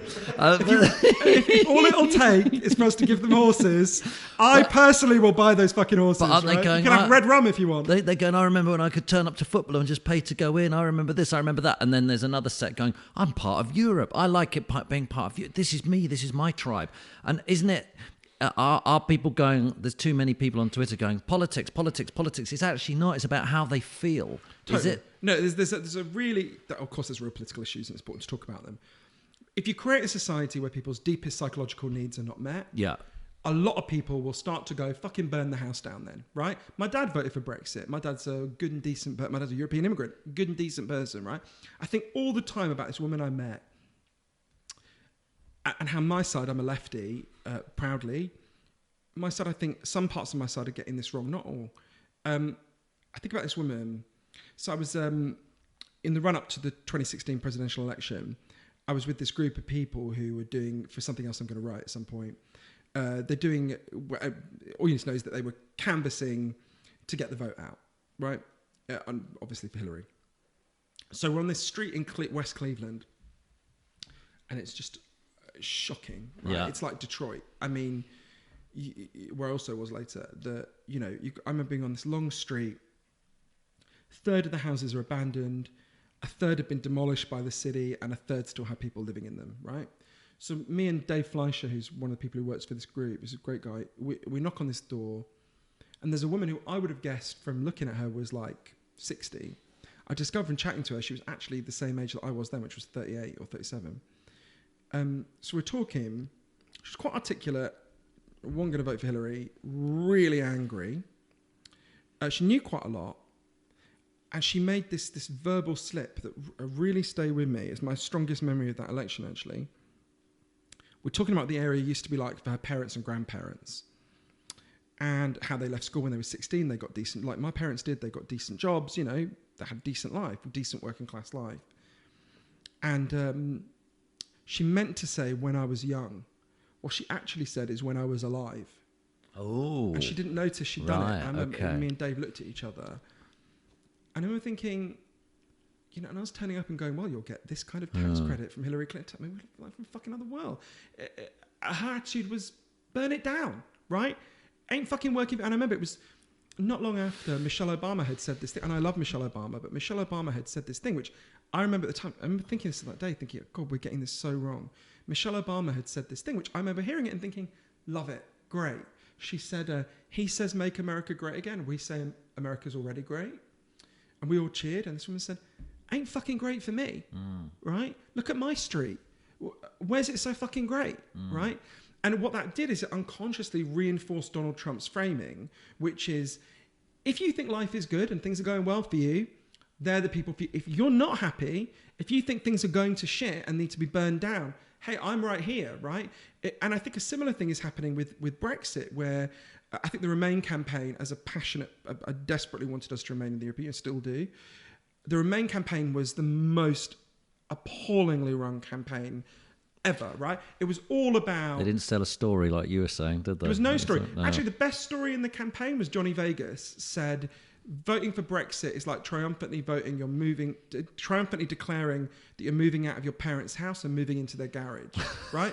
The Remain campaign had no good metaphors and wasn't selling any hope, right? Yeah, it wasn't. That was it. I well understand. Now, as someone who begged my dad not to vote for Brexit and successfully begged failed with my dad, but successfully begged some of my other relatives. But my sister lives in Blackpool, right, just outside Blackpool.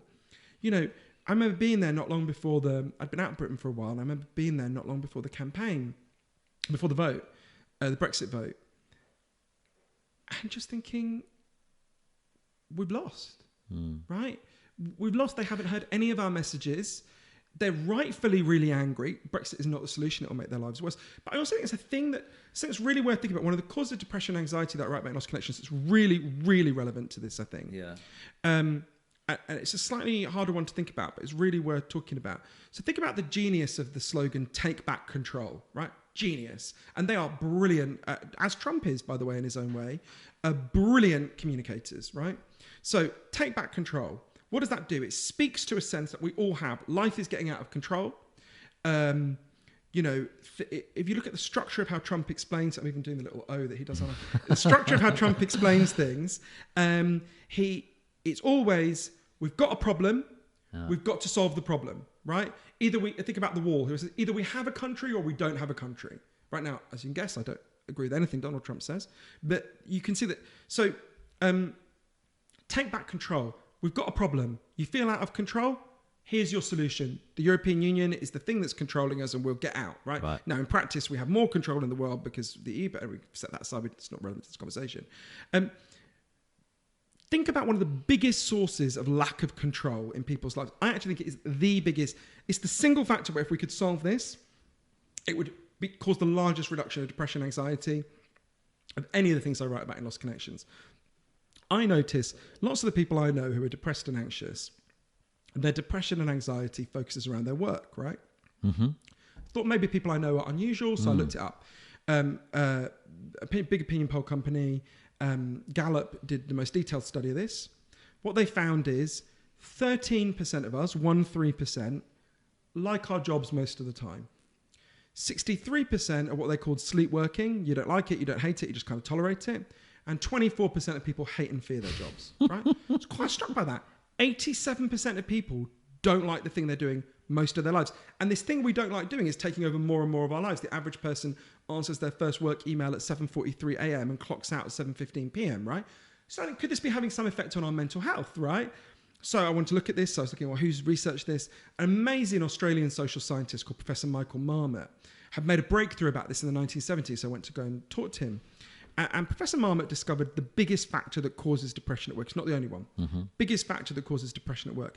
If you go to work tomorrow and you have low or no control over your work, you are much more likely to become depressed and anxious. Yeah. And I remember the very first time I saw Michael, I'd obviously read a lot of his work in advance. First time I saw Michael Marmot, I remember really deeply misunderstanding the implications of this. Because I thought he was saying, okay, you've got this elite 13% of people at the top, like you and me, get to have work we control, we like our work, great, we're going to be fine. You've got everyone else who's condemned to the shit, right? And I thought about my family. My grandmother's job was to clean toilets. My dad was a bus driver. My brother's an Uber driver. My sister's a nurse. I was like, well, are you just saying they're condemned to this misery? And he said, no, you've got to understand, it's not the work that makes you depressed. It's being controlled at work. And this is my words now, but there's an antidepressant for that, right? So there's a way we can do things differently that gives people back control, genuinely takes that slogan, take back control. So I went to, and if I tell you the story about how to do this for a minute, you're going to think I'm saying everyone listening should go away and do this. And then you're going to think, I can't fucking do that. And you're right, you can't do it. This is an argument for a structural change, not just everyone individually doing it. So I went into Baltimore to interview a person called Meredith Keogh. And Meredith had an office job. It wasn't the worst office job in the world, as she would tell you. You know, you weren't being bullied or harassed or anything. Yeah. But it was monotonous, it was boring. She couldn't bear the thought this was going to be the next 40 years of her life. So one day with her husband Josh, Meredith did this quite bold thing. Josh had worked in bike stores in Baltimore since he was like, I think 17. You know, which is controlled work, it's insecure, you don't even have like guaranteed work, holiday time or anything. And one day Josh and his colleagues are fixing the bikes and they asked themselves, what does our boss actually do? Right, they didn't hate their boss. They actually was quite a nice bloke. But they were like, we seem to fix all the bikes and this other bloke seems to make all the money, right? They decided to do it differently. They decided to open up a bike store of their own. It's called Baltimore Bicycle Works. And it works on a different principle. So the place they'd worked before was a corporation, right? Most people listening to this will work in corporations. We know how it works. Got a boss at the top who's like, you know, the chief of the army or like a dictator. Yeah. You obey the dictator. Sometimes he's a nice dictator. Sometimes he's Kim Jong-un, but you've got no say over that, right? You obey him or her. And then if you don't, you're out, right? Just top-down control. They decided to open up a bike store that worked on a different principle, an older American idea. It's not a corporation. It's a democratic cooperative, right? They don't have a boss. They control the business together. Yep. There's 7 of them. It's a bit more now because they've expanded. They take the decisions about the business together. They have a meeting like once every 3 weeks, I think. They share out the profits. They share out the shitty tasks and the good tasks, and no one gets stuck with the Is it shitty equal tasks. Profits between all? Yeah, they split profits equally. Wow. Or I think some of them work fewer hours, so it's equal per hour you work.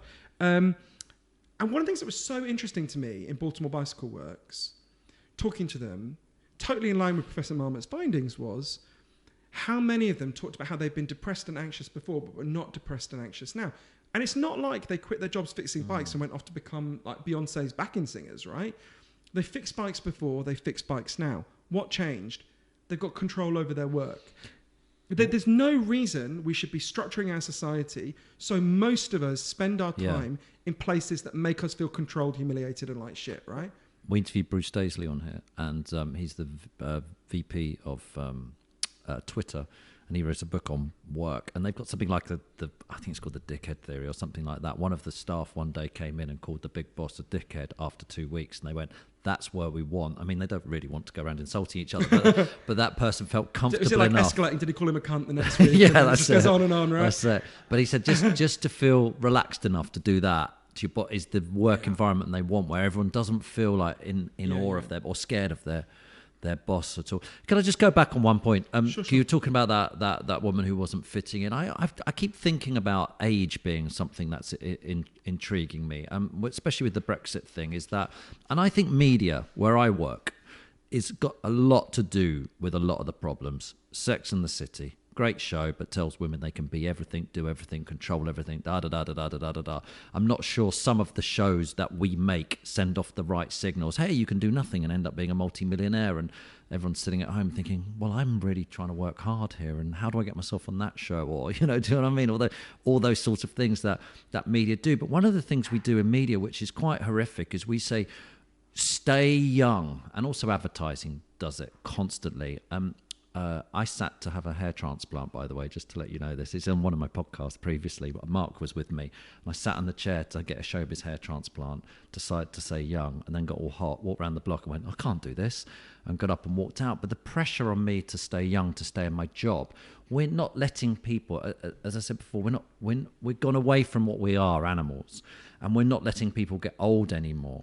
And I think the older people in this country, maybe it's always been the same, but they're becoming slightly disenfranchised. So the older generations, that everyone keeps telling us, they voted for Brexit, they want to go back to where they might be appreciated a bit. Do you think there's any validity in that? Yeah. I mean, if you're 80 years old in this country, I think about some 80-year-olds I know who live in the East End, who I used to live near. Now, there were lots of things that were a lot worse in the 1950s. Please do not misunderstand me. I would have been in prison for being gay. I'm not being falsely nostalgic. Yeah. Lots of things were worse. But those people, they're not wrong to remember a time when there was actual community, right? They're not wrong about that. That genuinely did exist. We've got very good sociological measurements, the number of people you could turn to in a crisis, number of friends people had. There has been a genuine deterioration in those things year on year on year, or decade on decade, for a long time now. And you could, now, again, don't misunderstand me, I think people like Farage and Trump are offering a false solution, one that will in fact make the problem worse. So, but they're not wrong to play to that mood music. And if you've got them saying, hey, look, there's a problem here, you feel it, we feel it, we've got a solution. If you've got the identification of the problem, a full solution against what's the problem here? Why are you all so thick and racist, right? People will choose the full solution and over the person who's just saying there's nothing wrong, right? In a lot of cases. That's why, of course, that's the false choice. We have to, in fact, have real solutions. And I think there are lots of real solutions, and lots of them are emerging from all sorts of places. So, again, I don't want to... We don't have to be trapped in this false choice. But you're right. If it's and I'm hugely grateful to Hillary Clinton for endorsing my book, and there were a lot of great things about her campaign, but too often the Hillary campaign, the Remain campaign did sound like, and that's not actually Hillary Clinton's view, which one of the tragedies, it was a miscommunication.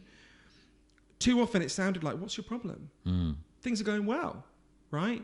And if you're up against, if that is what people are hearing, that's disastrous for us. As it was disastrous because people are only ever talking about financially well. You've all got flat screen TV, so you're all doing great. Yeah, but I feel shit. And then, well, go and get yourself a comfort dog. That's kind of like get yourself a fucking comfort. Get yourself a comfort hamper or something. I actually want to meet humans. No, you're fine. You're like, actually, I was thinking about that whilst you were discussing it here. Interestingly, with my children, one of them, I've got twins, and they went to a school where one of the teachers used a female teacher, bizarrely. Well, not bizarrely at all, but she used to give them little hugs and stuff. And I loved it. But we're not allowed. Understandably, teachers are not allowed to touch children. Well, right? I mean, one of my closest friends is a primary school teacher, and the idea, a society that has pathologized touch has gone fucking mental. Well, right? It is bonkers. Now, of course, this is where we're at. Have been blind to paedophilia. We all know, of course, but the idea that the solution to the very real wickedness of some adults will abuse children is no adult should touch a child, smile at a child. That's a ludicrous. I got a phone call one day. Your daughter has fallen and she's hurt her vagina. I don't know what they called it when they phoned up. Can you come in? Because we're not allowed to look or touch. I'm like, you are kidding me. God. And they went, no, we don't want to. And it's like, so I got there and it was like, she was fine, but they were scared because she'd been messing about and fallen on a bar. And she was in a lot of agony, as you would be. And it's like, you can't look. And I kind of trust you. Not every teacher or the people out there are, I reckon 99% of them are good people. You've then got this situation, which I thought about, because you were discussing there, where we're also told that we can't look at each other anymore. We can't obviously, we're not allowed to, we don't touch each other. I think that's fine. We don't look at each other, don't get eye contact with each other. If you look at each other or you talk to each other, you're creepy, you're a pervert and stuff. So it's funny if you go onto the tube, because if people catch eyes with each other and smile, it's like, oh Christ, even if I do it, I smiled, oh my God, I'm a pervert, I've smiled at someone. It's like I had this experience the other day where it must be a couple of months ago because I've been away it must be 2.5 months ago because I've been away. But there were these two teenage girls who can't have been more than 16, and they were making out on the tube. And I was sitting there thinking, this is so moving, the progress in gay rights. Oh, this is amazing. Yeah. And I always wanted to cry. It was unthinkable. When I was 16, I would have made out with my boyfriend on the tube. And I was kind of staring at them and smiling, and I suddenly realized, oh my God, I look like a fucking elderly pervert, right? And I almost went, I'm gay, don't worry, that's going to make me look even more insane, right? But no, you're totally right. And of course, I understand these are responses to real problems, yes, right? Yeah. It's really important to stress that. But I'll give you an example. I had a heartbreaking experience. I did a book signing in Oxford maybe 3-4 months ago. And whenever I do a book signing, I always say to people, because you've talked about connection and depression, I always say, would you like a hug, right? And I ask, I don't go in to hug someone I've never met. Yeah. And a woman in Oxford she was I can't remember how old she was, but she was older, just said, I hugged her, and then she said, she just looked really thrown, and I felt like she said, that's the first time anyone's hugged me in years. I don't think, God, the fucking isolation and loneliness in this culture. And the danger is that we pathologize healthy desires for human connection in order to solve other problems, right? Now, it's complicated. We've got to navigate through this. We don't want teachers to be casually looking at children's vaginas for obvious reasons. We want to be alert against the dangers of child abuse, which are very real, horrific, destroy children's lives, in fact, lead to enormous amounts of depression. I've got a chapter on that in the book. But we equally, a society that doesn't let people touch children, when children crave touch, that's how every human society in the whole of human history has made children feel better, made adults feel better. That's a sign that something's gone wrong there. And that's just one of many symptoms. And I think one of the things that's really striking to me, I remember the night before Lost Connections came out, I was sitting with one of my best friends and saying, I reckon the most likely response to this book is people are going to be like, yeah, no shit, Sherlock, right? Like, obviously, we know these things. Why do we need a book to tell us this, right? And then when the book came out, I remember just being constantly introduced by people saying, Johann, we're now going to talk to Johann Hari, who's written this incredibly controversial new book. Right? Controversial. And I remember being interviewed by an American interviewer on a radio station and talking about how loneliness causes depression. And she said to me, well, this is a very controversial theory. And I remember thinking, God, we've gone fucking mad. If you'd said to my nan or your nan, gee, Nan, do you think, we wouldn't have said gee because we're not Americans, but Nan, do you think loneliness do you think if someone's lonely, they're more or less likely to become depressed? My grandmother would have given me a clip round the ear and said, stop wasting my time asking such obvious questions, right? It's a bizarre thing where what's happened is these biological stories about depression, which have some truth in them in some cases, have dominated the entire picture. They've become the whole or the vast majority of how we think about these things. Now, the biology, as you know from reading the book, is real, right? There are really genuine biological things going on. Some people do have a genetic inheritance that makes them more vulnerable. Yeah. Even if you don't have that genetic inheritance, as you become depressed, there are brain changes that can make it harder to get out. But if that biology becomes the whole story, it actually drives out these very much more obvious and common sense things for which there is really profound scientific evidence. So think about the fact that we've had, 50 years of the society becoming more and more lonely, to choose one of the easiest ones that everyone gets. 50 years of this, at least, of the society becoming more and more lonely. We've had 40 years of massive increases in diagnosed depression. And our response hasn't been to do what Dr. Evington has done in the East End and help people reconnect with each other. It's just been to drug people, right? On such an enormous scale, I think the figures sound like 20% of people in Scotland are given a chemical antidepressant in any given year. Now, it's not the case that 20% of people in Scotland have defective brains, right? That is not what's going on here. But it's only going to get worse. My kids won't. I mean, my 17-year-old twins, they won't. The other day they were trying to organise something, and they're going, she hasn't texted me back. I said, phone her. Oh, don't be ridiculous. That's so creepy. I mean, they're using words like that. That's the idea of speaking to someone on a phone rather than text them on Snapchat or whatever they're doing is creepy. It's up to the us idea whether for it me gets to worse. look Yeah. at someone is creepy. It's up to us whether it gets worse or not, and there are lots of things we can do that will make it better. And one of the good things about what's happening now, you talked about depression. I think it's really important. Depression is a signal that something's gone wrong. Right? Yeah. One of the good things about what's happening at the moment is the signals are getting louder and louder. People are starting to hear the fire alarm, right? Okay. So if you get to the point where 20% of a country are taking chemical antidepressants and more of them are depressed and anxious, overdose deaths are through the... I mean, more people have died in the opioid crisis in the United States, current opioid crisis, people overdosing on opioid-based drugs, than have died in every American war ever. Wow. Right? So, the American soldiers have died, not civilians. Yeah, okay. I mean, think about the scale. I mean, the most powerful person in the world is Donald Trump, right? If you don't get a louder alarm signal than that, this rising tide of extremist politics here in Britain, the United States. Think about Marine Le Pen, got very close to, she's only just behind Emmanuel Macron in France. The Alternative for Deutschland in Germany, who are, literally say things like, we should be proud of Germany's record in the Second World War. We're seeing now, the largest opposition group in the German Bundestag. These are very clear signals. Now, we can respond to those signals by pathologizing them if we want.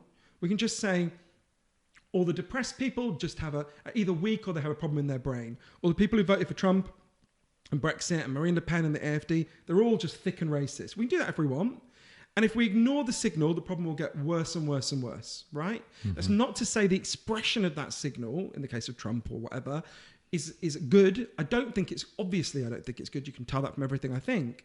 But if we don't deal with the underlying pain of it, in the same way that turning to meth isn't a good solution, right? Yeah. But if we don't deal with the underlying pain of it, if we don't hear the signal, if we don't see the signal for what it is, the solutions cannot be found. But when we identify the signals and listen to them and hear them, we can deal with those problems. And these are not insoluble problems. Humans have dealt with much bigger problems than this. So, we're running out of time now. I think we should call it a day in a minute. But let's just what would you do then in a scheme of the world then? And it's a great scheme where you've got Trump and Brexit and everything else. What are you saying? What's the solution to this? Because we can't find a solution to climate change. What are we going to find to sorting this out? We can find a solution to climate change, but the last third of the last third of the book is all about this, as you know. But there isn't one solution because it's a complex problem. Anyone who's telling you there's one solution to the world's problems, but there's solutions for individuals. Let me give you a solution for individuals. Yeah. There's one that really helped me. I mean, there's many that I go through in the book, obviously. Yeah. But I'll give you an example of one. Yeah. And in some ways, this might sound like a stupid one or an obvious one. I'm embarrassed to think about how much this helped me. Yeah. So I went to interview a woman called Dr. Brett Ford, who's she was in Berkeley at the time. She's in Toronto now. Who did this, in some ways, really basic but really interesting research with her colleagues all over the world. They wanted to figure out if you decided consciously to spend more time trying to make yourself happier, would you become happier? Right? Let's say you said, I'm going to spend 2 hours a day trying to make me happy. Would it work? So they studied people in the United States, Japan, Taiwan, and Russia. And what they found at first seemed really weird. In the United States, if you try to make yourself happier deliberately, you don't become happier. But in the other countries, if you try to make yourself become happier, you do. And they're like, how can that be? What's going on? So they looked at the research more, they did more. What they discovered was, in the US, I'm pretty sure this would be true of us, if you try to make yourself happier, generally you do something for yourself. You buy something, you work harder to get some more crap, you like your friends in the WhatsApp group, you show off on Instagram, whatever it is. So we have an instinctively individualistic idea of what it means to be happy. In the other countries, generally, and there are exceptions on both sides, but generally, if you try to make yourself happier, what you do is you do something for someone else. your friends, your family, your community. So they have an instinctively collective idea of what it means to be happy. And it turns out our idea of happiness just don't work, right? A species of individualists who thought primarily about themselves would have died out on the savannas of Africa. We wouldn't be here, right? And I remember seeing Dr. Ford and learning all this, and I'm really thinking about when I have been depressed, how often, like we were saying before, how often I would try to boost myself as an individual as the solution. And now I can't say I do this all the time, but a lot of the time when I feel these painful feelings coming, and I do sometimes still, I try to make myself go and do something for someone else, right? Now, I'm not like Oprah, I can't turn up with a car, but I can leave my phone at home and go and listen to someone, listen to my friends, and just be present. And in a society where people are starved of connection and contact, and everyone's distracted all the time, just being present and listening and thinking about that person is a really powerful thing for them and for you. So I think we need to reorient ourselves in all sorts of small ways and lots of big ways, and I talk about a lot of big ways, towards these more collective ways of being as human beings. Yeah, and I think one of the things you said in your book, which really hit home with me, is wish niceness on people. I can't remember, it was some form of meditation, wasn't it? Sympathetic joy meditation. Where you hope that everybody around you, even your enemies, have a good time and stuff, and it just makes life better. And I do think that's right. And when I watch all the arguments go out on social media, I think if they all change to stop slagging each other off and say, I get your point, and let's move onwards and but stuff. You see that all the time on social media. This is one of the reasons I look so rarely at Twitter. There are times you see two people arguing and you think, I know both of these people. If we were in a pub, they'd really like each other. Yeah. And by the way, that's true across all sorts of political divides. People, when I say to them, a lot of people in, my little world, if I say my dad voted for Brexit, my sister considered voting for Brexit, my brother considered voting for Brexit, they look like I've said, my dad's a paedophile, my brother and sister have considered paedophilia. I mean, it's an extraordinary... They're lovely people, right? And a lot of people I know who voted for Donald Trump, who I beg not to, lovely, good people in all sorts of ways. Doesn't mean I make an apology for what they've done. I think they've harmed people by the vote. But we've got to get beyond these narrow, screaming, polarized ways of talking. It doesn't mean we shouldn't disagree. Doesn't mean we shouldn't fight for what we believe in. But this dehumanization of the people who disagree, as if everyone on the other side is a cunt, we hate them, they're terrible people. Apart from anything else, it's not true, right? Yeah. If you have a map of reality which isn't true, it turns out they're not cunts. Go and talk to them. Loads of them are really nice people, right? They're doing these things from their perspective that make perfect sense. We will be very, even if you only think strategically, and I think we should also think about it in all sorts of ways, if you don't think strategically, you're never going to persuade anyone by telling them you hate them, right? And they're horrible.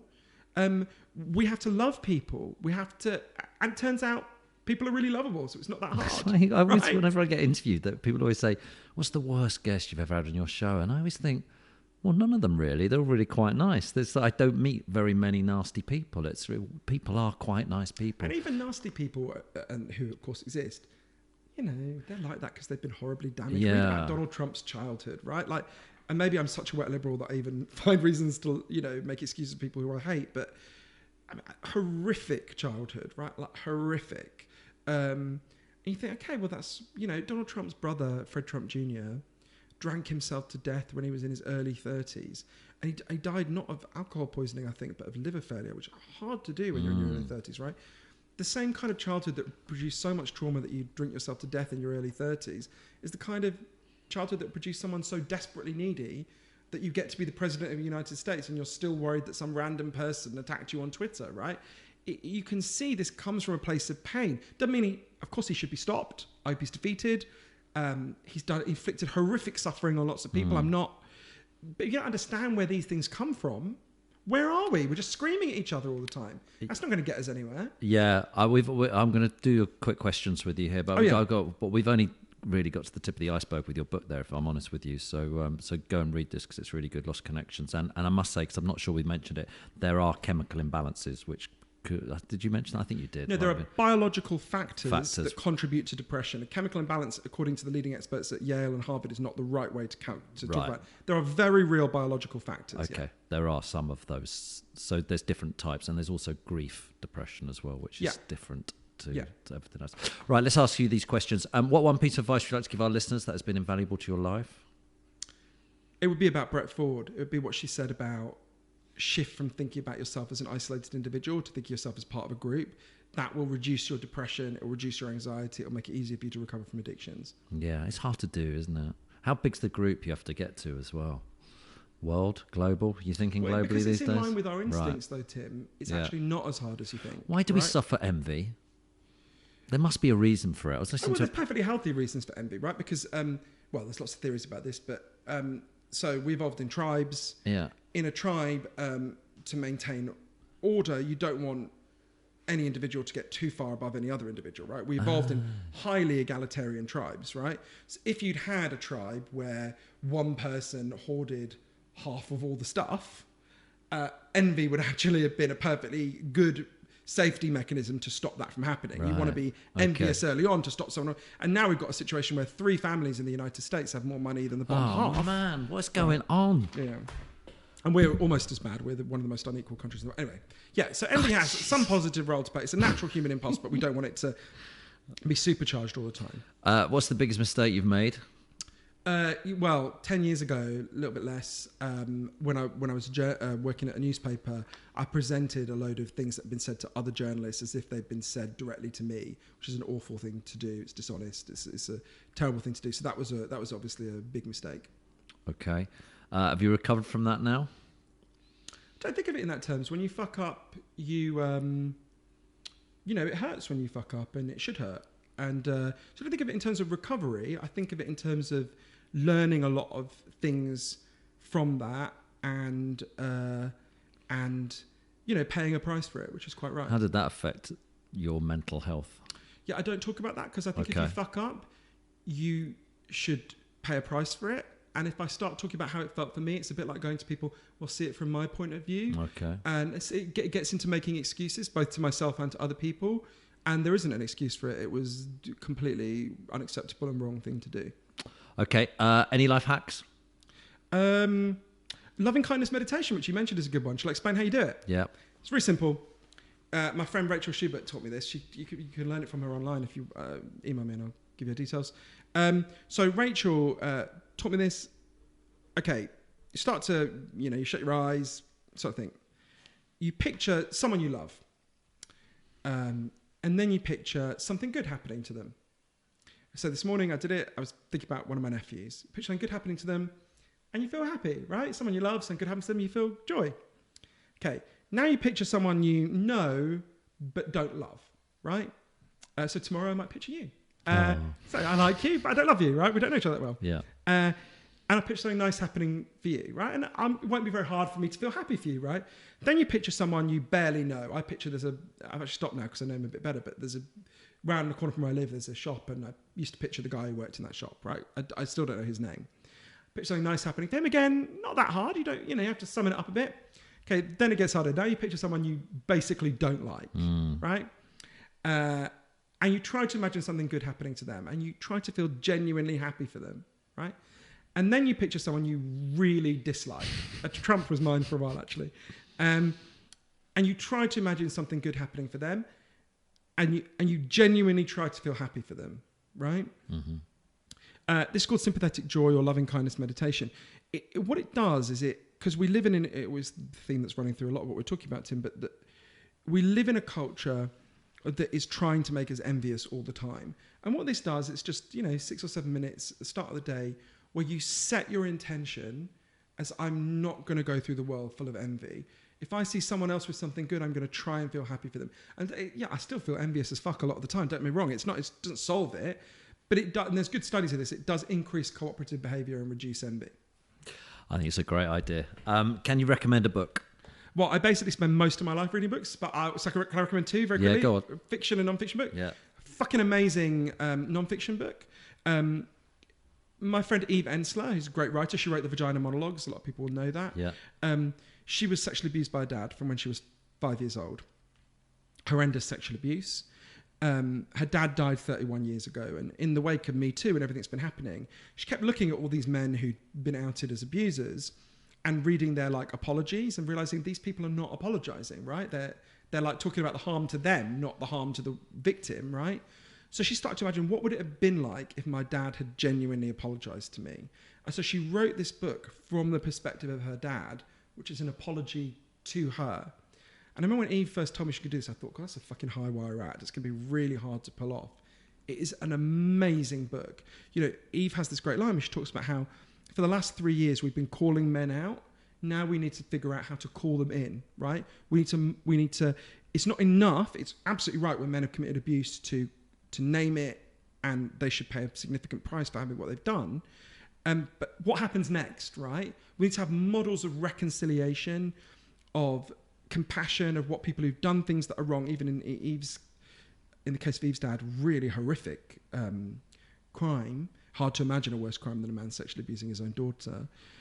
What does the next step after that look like? The book is called The Apology. It's about to come out. Absolutely incredible, really powerful. But you should interview. She's coming to London. I'll give you an intro. Please, to her. I'd love that. Do you know what? You saying that, it's really weird because we had that conversation about teachers touching children just a minute ago, and the image in my head of abuse of a child is so horrific that the weighing up of teachers being able to touch children versus abuse, you go, don't let them touch them, because it's so horrific that it sort of trumps everything else, doesn't it? Right, but that logic has actually gone to the horrific level where, you know, we have this mental image of kids being kidnapped, right, off the street. So we don't let children play outside, which makes them obese, makes them depressed, all sorts of things, right? So actually to prevent when a child is kidnapped, it's obviously horrific, but that virtually never happens in Britain, right? Obviously, one time it happens, we remember it, but it's exceptionally rare. I know. But to prevent this staggeringly rare thing, we imprison all our children and make them feel like shit. Can I remember? There's a very good book about that, by the way, called The Coddling of the American Mind by Jonathan Haidt. It's Haidt. But I reckon one of the books, which is a novel, completely incredible book called The Anatomy of a Moment. It's by the Spanish writer Javier Cercas, which is Cercas. So basically, it's based on a real thing that happened.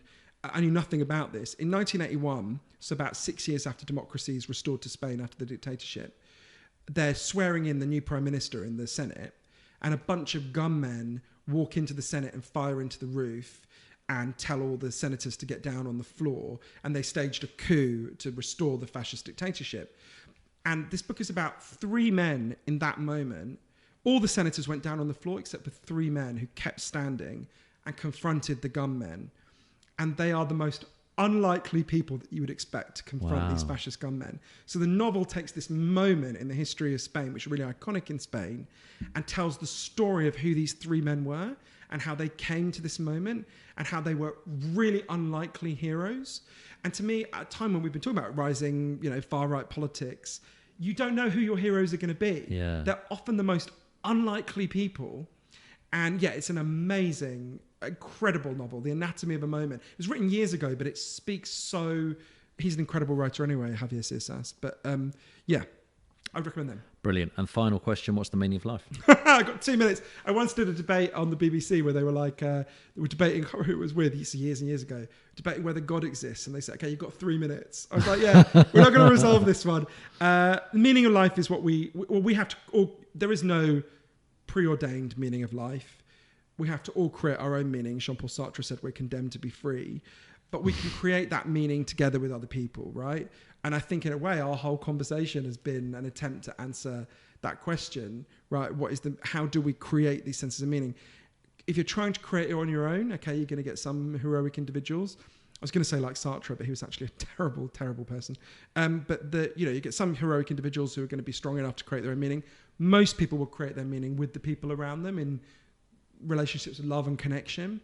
And that's what we need more of. So the meaning of life is all around us in all the other people. And, you know, we've got a lot of big crises to solve. That's really exciting, right? I just got back to Britain. I've been away for ages. First thing I did was went with my nephews to the Extinction Rebellion. You know, a lot of people demanding we act about global warming, trying to raise the fire alarm. We've got this huge global crisis. You know, we just have... People don't need me to explain to them global warming is real, it's massive, it's catastrophe. And we can stop it, right? There are big solutions. We can do them. We can choose them. We've got lots of struggles that we can join. One of the things I learned is the struggle is the solution, right? Combining with other people to fight for something better. That alone is part of the solution, right? If we remain isolated and broken up, we're going to feel terrible. A society of isolated individuals who are controlled and humiliated at work, who are told life is about buying shit and displaying it on Instagram, is going to be a society of depressed, anxious, and addicted individuals for very good reasons, right? We don't have to live this way. Most humans have not lived that way, and we are very powerful. Everyone listening to this program has extraordinary power when they band together with other people to change the way we live in the ways that people have done. Like I said, I never dreamed that gay people would be treated the way we're treated now. I'm not so old, I'm 40, and yet I have lived through the most incredible transformation, right? Everyone listening to this program has lived through incredible civilizing changes in all sorts of ways. Women are treated much better now. There's still a long way to go. There's all sorts of things, right? We're living in a culture that's trying to tell us you're powerless, all you can do is go shopping. That is a lie. We are really powerful. Groups of humans have changed the world before, we can change it again. Brilliant way to end the podcast. Thank you so much. I would say follow you on Twitter, but you're not on it for a while. But you're at Johann Hari, Hari. It's 101. 101. Yeah. And I meant to say, my publisher gave me this insane script that I'm not going to say because they always tell me off when it's it. But I meant to say, if you'd like any more information about either of my books, or we can get the audiobook, or to find out what lots of people said about the book. And you can listen to clips of interviews with all of the people that we've been talking about. Mm-hmm. You go to www.johannhari.com. And well worth reading both those books. Fantastic. Thank you so much. Oh, thanks, Brilliant. Tim. Really Thanks for enjoyed doing that. it. Brilliant.